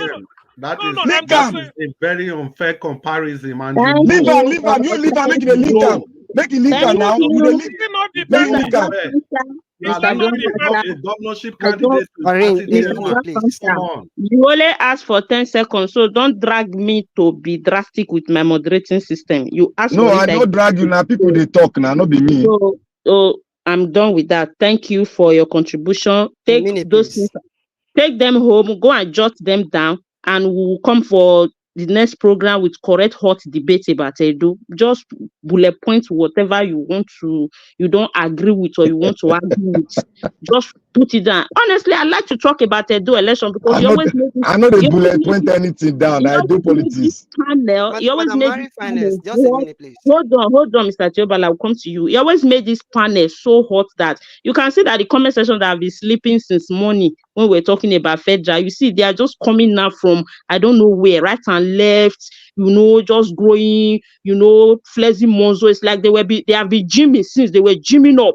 So just here we now come with Lomide, Aswen, Obaseki, everywhere will just be bubbling. I love to see when I'm moderating a panel, everywhere will be hot, So that's why I'm telling Mr. Evis, you have to give us that day. It has to be a whole day, no distraction. Yeah, we'll be coming back to back like this. It will be so good. So thank you, Mr. Gboligi, Mr. Black Panther. Okay, don't give me another name. I dey Gboligi for APC, I be PDP. Continue. I like that name. Now very good name with that. Leave her, make it a common name. We don't call me name. I will go come that episode. I go ready name for everybody. PDP and APC. We see opportunity now. I should take Gboligi start the whole panel. Now we go Gboligi that day now. Not everybody go Gboligi. Finance, can you hear me? Yes, I'm hearing you. Black Panther is Agbagbanya, only he. I be only ya. Now only ya, not be Agbagba, now only ya I be. Oh my God. It's so lovely when the debate comes to like this sometimes. So it's Madam just a Irene kind of Finance, I don't know where you bring that name come out from. Oh. you can't see the gboligi every time go just the gboligi scatter everywhere. He and Mr. Gingerbread, they have this same spirit that even if everywhere is calm, when they come, they will just crawl in back to the Mention Naija Wash included. Naija Wash day side. And the same blood we get. Don't mind Black Panther. Now here give us a Mention Naija Wash. You see, Like so you said be. they are just three like that. They are just three like that. You see, Mr. Black Panther, Mr. Gingerbread Man, Mr. Give us a man. They was not like this before, but now Akpata have given him a certain impression that I don't understand. Since this Akpata time, give us a mandate have become another thing that I'm still trying to figure out a name that I will give him. You know, see our general Gboligi this morning, where I give am pepper, he just scatter. You know, see am. Thank you for adding the spice to ease the tension on the air and on the comment section. So before I go to Mr. Prince, Mr. Elvis is the other last person that is not opening camera still in the backstage. Yes, somebody's on the backstage, but the camera is not on, so the person might be there for the next 78 years, like I said. Okay, before I go to Mr. Prince that will round up the panel with, Mr. Chiobala, you say you want to interject. I will give you 10 seconds to do that. Yeah, because what I want to say in essence is that the idea of people saying that they should not even leak Aswa Ighodalo to Obaseki, for me, as in they should leak Aswa Ighodalo to Obaseki. The reason is this. Today, Obaseki have won award as the best governor of Nigeria today. Today, Obaseki is the leading governor in terms of agricultural development, in terms of internal revenue generation, in terms of, how will I put it, when you have to do with minimum wage, the federal government cannot even pay now. So linking him is very okay. In terms of developmental stripes, is it in power? Is it in a modular refinery? See, all the before now, people believe when you pay red roof, you are doing something without having to do something that will benefit individual or benefit generation. So I will be so happy they link it with Obaseki, because Obaseki have done so well, and I'm happy for at least not that he has done so well, because no government we should be praising anyway, just because of the way other persons are coming in. We are not decided to praise all these kind of people. But all in all, there's no issue with that. Obaseki have done some better in some area, so they should link him, and it's very good. Thank you. That's just inevitable. Mr. Chris, we buy that from you, from all the money you have in his account. That's not a problem. So because in as much as even if it's 1 million people that is standing here saying don't leak him, Mr. Chris have bound and rebuke and catapult that idea. He will never listen to that. Mr. Chris, am I lying? Including me too. Including me. That's why I love you so much. Including me. Wait, not only including me. I know that you guys will never accept that. So thank you, Mr. Tiobala. That's why I love you so much, because you have a way of speaking my mind. Madam Irene, I thank God. Let me clap for the governor. Don't win award. Mr. Bonigi, you are spoiling my panel. You are spoiling my panel. You are making it rowdy. I don't like it that way. Mr. Chris, you were saying something? Yeah, I said, now make me like you so much now, because you have a way of speaking my mind. In short, I'm looking for a rope, better rope, where I'll tie them two together. The two of them, I will tie them together. Yes, so it's nice though, because I don't state we miss Obaseki. If now go vote, let me not mention. Please don't let that music don't let that music continue in Nigeria, because Buhari was saying this thing quietly. It started from Jonathan. Jonathan was saying, when I go, they will miss me. Some people were like, who will miss you? After Buhari came, Buhari was like, you people will remember me, will miss everybody that I look at, who will miss this Baba. So where are we today? So please let it not continue. No matter how you think Obaseki have tried, we need something better that will not make us to miss anybody that is going. Yeah, we really deserve better. We deserve better. Thank you so much. So let me go to Can I get 10 seconds? Please, just 10 seconds. I need to go to Mr. Prince now. You day outside the Goshen curve completely. What people are saying is that Obaseki has failed. Even the people campaigning for Obaseki, they know people campaigning for Aswan Ighodalo. They want to bring Aswan Ighodalo as a person. You are even spoiling his chances. You are just outside of the Gaussian curve. Now who plot the curve? Who Now, plot the now, Gaussian I curve? don't like plot the curve. It was plotted by Gaussian. Dolight. It was plotted by Dolight. Everybody don't agree. Say PC and PDP don't fail. So the Aswan Ighodalo best chance is for you to look at him as an individual. Okay. Mr. Chris, thank you. Go and take your this thing home as Mr. Dr. CM said. Dr. CM tell of you to carry this thing home. No, I know they take anything home. Carry All the it answers home. in my And fingers. make sure, if you don't carry it home, me, I'm going to write everything down. Oga Chris, thank you for helping them out. All the answers are on my fingers. They are in I my am going to fingers. revisit these debates that you people are trying to bring up this night that I'm trying to quench. I've jot everything that I'm going to bring in all these things They wait, madam, no hit up the next debate. I'm here with you guys. We Thank you wait. so much. We So, wait, Mr. no Prince, problem. are you there? Yes, I'm here. All right, you have your 4 minutes, man. Thank you. All right, thank you, everyone. My advice is just for us not to.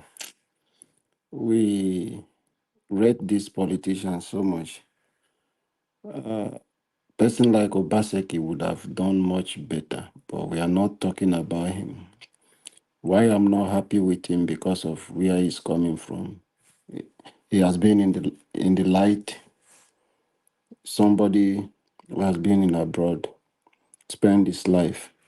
So coming back to the state to develop Edo State, he would have done much better. So I'm not happy with anyone who has crossed the border, then coming back to be a politician in Nigeria, not doing better.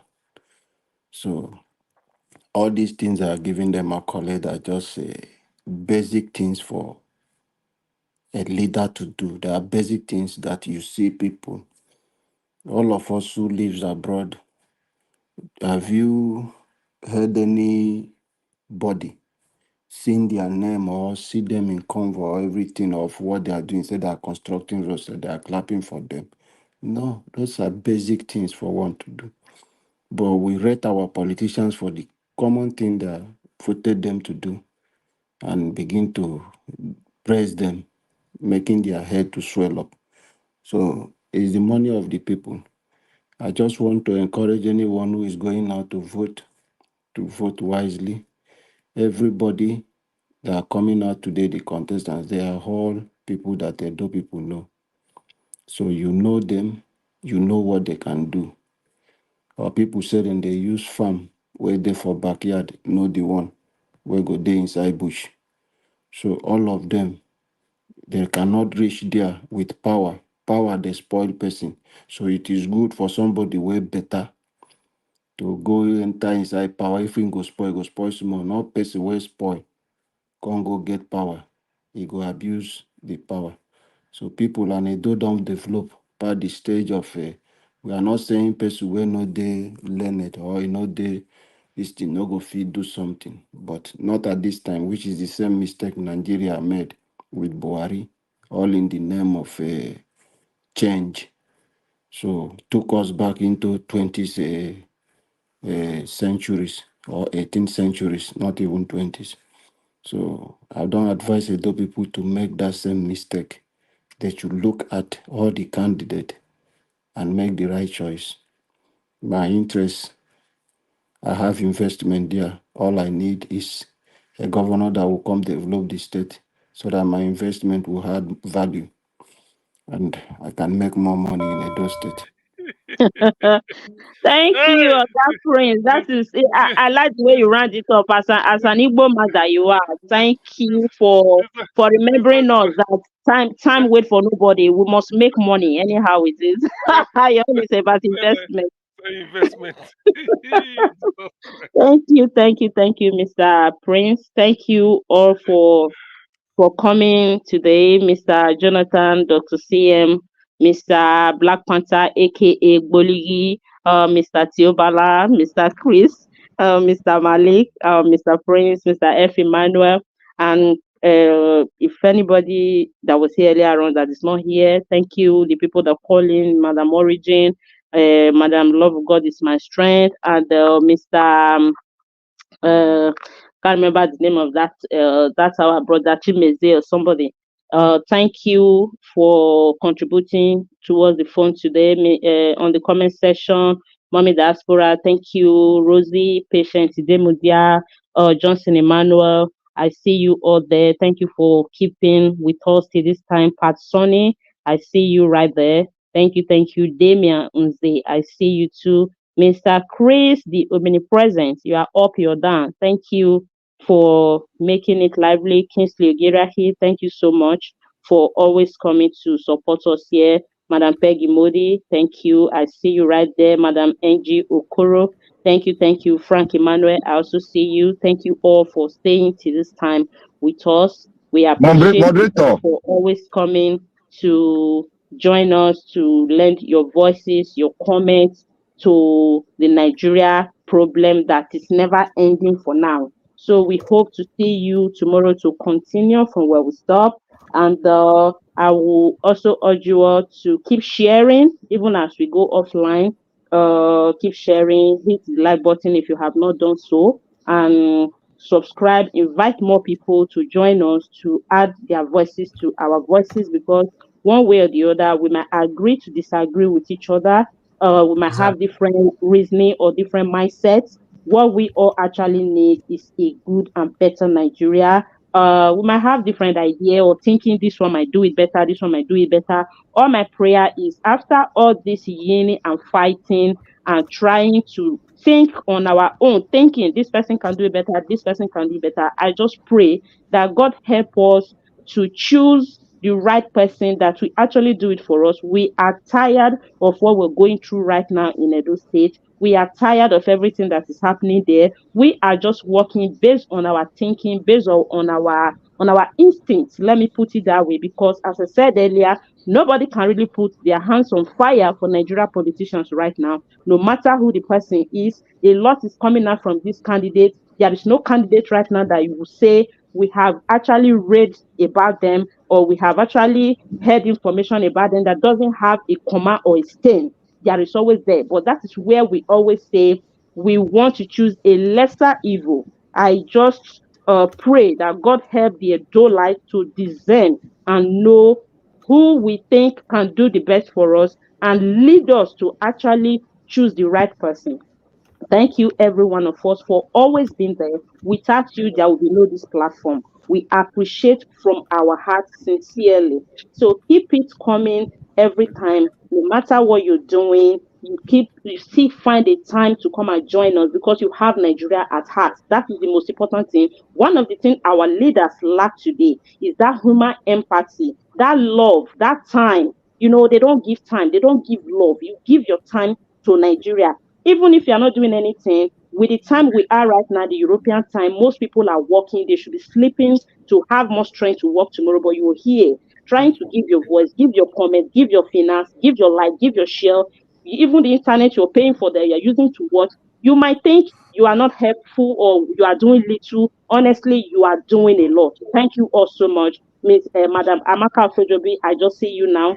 Thank you for always being there. God bless you all. And Mr. Niger Watch, I cannot go without appreciating you, the driver, the convener of this movement, for giving us your platform. And I want to appreciate you and your family, your wife especially. My special regard to her. I know what it is for you, for her to just leave you for us like that. And I cannot exempt our mommy that is always pushing us. He keep pushing me behind the scene. Come on, my daughter, you can do it. Always come up. Thank you, Mommy Diaspora, for always encouraging us. God bless you, Rigu. Selema Semedo, I see you as well. Good night, and God bless you all. Thank you. Over to you, Mr. Elvis. Thank you very much, Madam Iris Finance. God bless you. Thank you for doing it again. In fact, una relieve me today because Mr. Elvis. You see now, you see, una 10 see, seconds. see this man. Mr. Elvis, 10 seconds too. I don't die for this. I don't die for this one Nigeria spiritual talk, I beg. Mr. Elvis. What I do you? Why they call my name? Our 30 minutes over for use here now. Madam, every finance don't use them. Tolo finish. No, you're not there. Thank you. You're not there. No, I want to talk one thing. 10 seconds. Talk now. Now only you. The two I want talk. The two I want talk. Now you. Now against you. Make I talk am. And this trajectory of single out candidate talk on the person. Now you, Elvis, now you bring am come. That's why I go blame you. Now you bring am. And I will tell you, say, make you know the over yarn. You over yarn that thing, everybody don't take am. Now What we dey are you reverse am saying? back. Are you not saying that No be you, no be you. Are you saying that people don't have the mind of their own? People are not mature enough to know. Mama, you don't understand them. You don't understand the talk why they talk. Nobody they ever understand them. understand you. When you don't talk one way you're not supposed to talk, you can't say nobody understands. I know bring am from Uno. Now the two Elvis talk. Elvis knows not true at the talk. You say man not fair the talk. Maybe people not look at you now. Look at you. He said you think you can spoil my broadcast, you can spoil my day. I know they spoil anything now. Somebody is bringing coffee for me. Please allow me to appreciate somebody that is bringing coffee for us. No, yes, I like the way you appreciate that. Your own is just to bullying. You too like to bullying no, man. Now you don't appreciate that finish. Now let me say if appreciate them now. Thank you, madam. God bless you. Leave Mr. Black Panther to be bullying every time. Bullying man. Thank you. God bless you, madam. I appreciate you. This can't be this one. Niger watch. You know, I don't tell you. You must find a formula where you go take the keep Black Panther happy. Sure, I don't talk him before. Okay. No, this find a formula. We need to create a different panel for who the lock and put. You don't come from nowhere. You're the bully everywhere. Now only you be a doma for here. Wow. Thank you very much, my people. Black Panther, please go and sleep, my friend. Thank you. Thank you very much. I appreciate every one of you for your time with us today. Thank you so much, Madam Iris Finance. I'm grateful. Every one of you on the panel, I appreciate every one of you, my people. Thank you so much, Mr. Jonathan, Oga CM, Abdul Malik, Madam Iris Finance once again, Oga Chris, thank you. Tiobala, thank you very much. Black Panther, thank you. Prince, thank you so much. F. Emmanuel, I appreciate you. Frank, you were on the backstage because we could not verify who is back there. But tomorrow, if you join us, make sure that you join us where we can see your face properly. If we can't see your face properly, we can bring you to the screen. You should know the rules by now. You know, I appreciate every one of you. And I would like to say this again. Anybody on the backstage, you did turn on your camera, you will just be there for the next 78 years. I'm not going to let you in. Just Mr. Evans, is it every day or once? Every day. If you are like you're on the panel right now and you mistakenly logged out because of network or somebody call you or whatever, if you come back, you must on it again. Okay. Yes, because people are impersonating your names on this platform. People came here 3 times with other people's names here to attack our channel. I thought it was maybe the way you be now. You say, "Oh, Natio Balade backstage. I will let you in," and at the end of the day, they strike us. So, you just know with Black Panther they do. No, Black Panther cannot go. Now me they use now. No, they use Black Panther first. They can't use Ify second. You know, so we don't want to ever make that mistake again. Anybody that's coming to the platform, if you know you spend so much time on the backstage, just on your camera. You just like give us a money, the way they do it, go on the camera. Maybe you notice I'm not on the screen. For me not to let him in, that means I have not seen your camera. You continue to do that like every 1 minute. Turn it on, like 2 seconds, turn it off again. If I can see you already, then I'll bring you in. Because these satanic people, they are not happy with what we're doing. They're not happy with your contribution, your submissions here. They're not happy that I turn on my broadcast every blessed day. And I don't know why they are not happy. So it's crazy, you know. But we need to continue to talk about the things that are affecting us. Yes, for me to do this every day, it's not easy for me as well. The energy to come here every day, like Mother Erin said earlier on, someone that, you know, that have family, people that cares for you and all that, and you come out every single day, you know, you should know it's not easy. Yes, it's not easy. So when you see these same satanic people trying to discourage us not to do this, you know what that means. So if you're one of us and you care about what we're doing here, if you're on the backstage, just turn your camera on. When I see you, I already know all of you. Now we did this panel, I don't already know our faces already. But I still want you to turn it on. Once I see that face, so it will be magneted to what I already have in my memory, then I'll let you in. Yeah, except they want to use AI. They want to use AI, we also have a way to counter it. Yes, so there are satanic people out there, my people. Don't think the same mind way you get now everybody gets. There are satanic people out there. They're not happy with what we're doing here. But nevertheless, I want to appreciate every one of you. Thank you so much, my people. And God will bless you. Now, Mother Iris coming to relieve me today is a great thing. Almost everybody on the panel have relieved me here, but I'll continue to assign this task to everybody. Oga F. Emmanuel go reach your body. Oga Chris go reach your body. Abdul Malik, you go reach your body. Tiobala go reach your body one day. Now you go Make it not reach Chris body. You go reach your body, I dey tell you. The day why I go call your No, name. Nigeria Watch, it say may not reach my body. I be want to if you reach my body, the 4 hours, now only me go talk. Now only me there. It's not possible now. You know you cannot do that now. No, moderators don't talk much. You talk a little and allow people to talk, So you go reach Mr. everybody. Elvis, Yes, sir. actually, so what about if you are the one that put the person on the backstage? Is it compulsory must see on the camera? Yeah, if I put you on the backstage and I want to bring you back to the screen, you still need to on your camera because there's every possibility that you that are put on the backstage, you already left, you've gone home. And this satanic will come back again with your name and be on the backstage. Me, I will be thinking, hey, now this time Abdul Malik, nice day there. So yes, every time it needs to be on. If you're logged out, you need to on it again for you to be accepted. If not, these same satanic people, they are not sleeping. And we shouldn't be asleep as well. Thank you very much, my people. Once again, Amaka Fojebi, thank you very much, man. I appreciate you for all you do. Your pocket never run dry. Ejidima, thank you very much. NG Okoro, Jaja, thank you. Peggy Modi, Mr. Johnson Emmanuel, I'm grateful. May God bless you all. Your pocket never run dry. I'm very, very grateful. I'm not taking anybody for granted. I'm not taking those of you super chatting this platform for granted. Those of you liking the broadcast, those of you sharing our broadcast, those of you joining the panel, those of you calling into the show. I'm not taking anybody for granted because I know that it's a collective effort. Like I've said before in the past, and I will reiterate again, nobody that is successful today that can boast to say that they made it themselves. Nobody. You need person to grow. And that is what you guys are doing.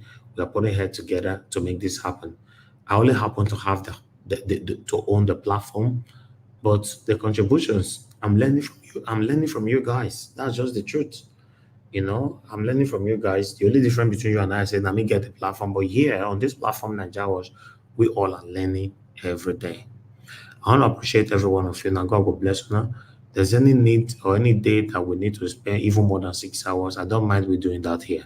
I'll leave you guys to just continue to talk. When you're done, go to bed like we normally do. Yeah. But don't be say when we don't talk for people like Black Panther and give us a mandate, they still say we need more this thing. These people, they don't to give me headache. So we need to take it the way it is. Now only there are two they give me headache for you, only there are two. They don't let me talk. Give us a mandate, go scatter everywhere. Black Panther will scatter everywhere. But nevertheless, I appreciate you all my people. God, I go bless you now. Let me quickly appreciate the people right down in the comment section. Those of you that called into the show, Mother Origin called earlier on, Agashi Music called in, Mr. Ben called in, and many others that called in. And God bless you. Now I appreciate you all, my people. On the comment section, Mother for all Mommy Diaspora, thank you very much, Mommy, for all you do. I appreciate you always, and I love you so much. Thank you, Mother Iris Finance, for once again. I'm grateful that you relieved me today. I'm looking forward to this happening. At least if it's once in a while, it makes a lot of difference.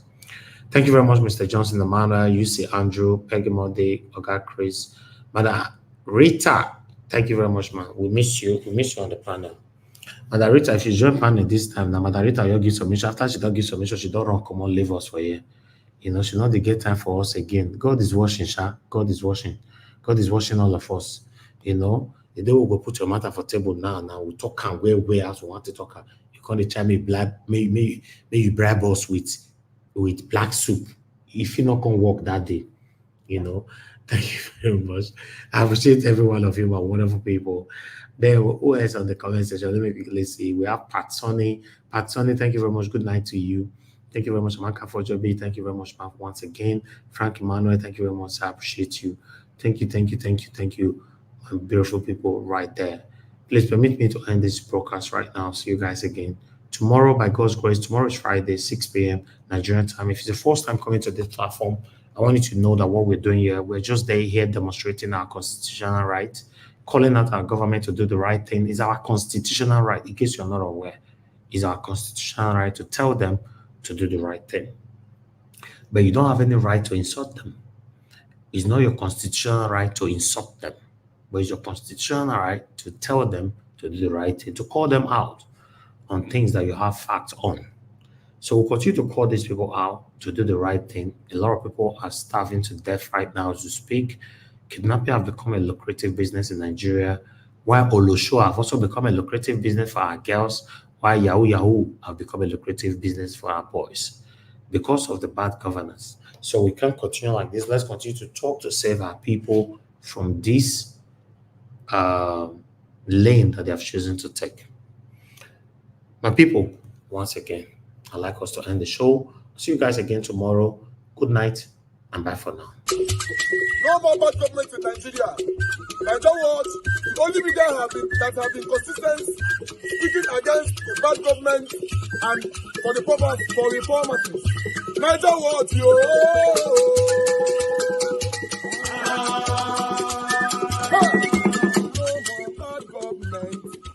No more bad government. Niger what? No more bad government. Niger what? No more bad government. The only media that have been speaking. No more bad government. The voice of the voiceless. No more bad government. No more bad government.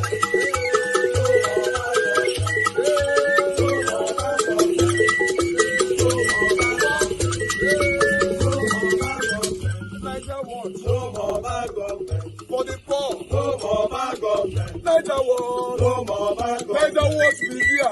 No more bad government. No more bad government. No more bad government. In Nigeria. No more bad government. No more bad government. No more bad government. The only media. No more bad government. The number one media in Nigeria. No more bad government. That have been speaking against government. No more bad government. Niger what? No more bad government.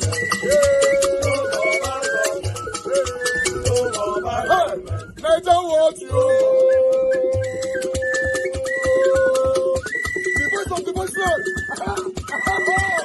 The voice of the voiceless.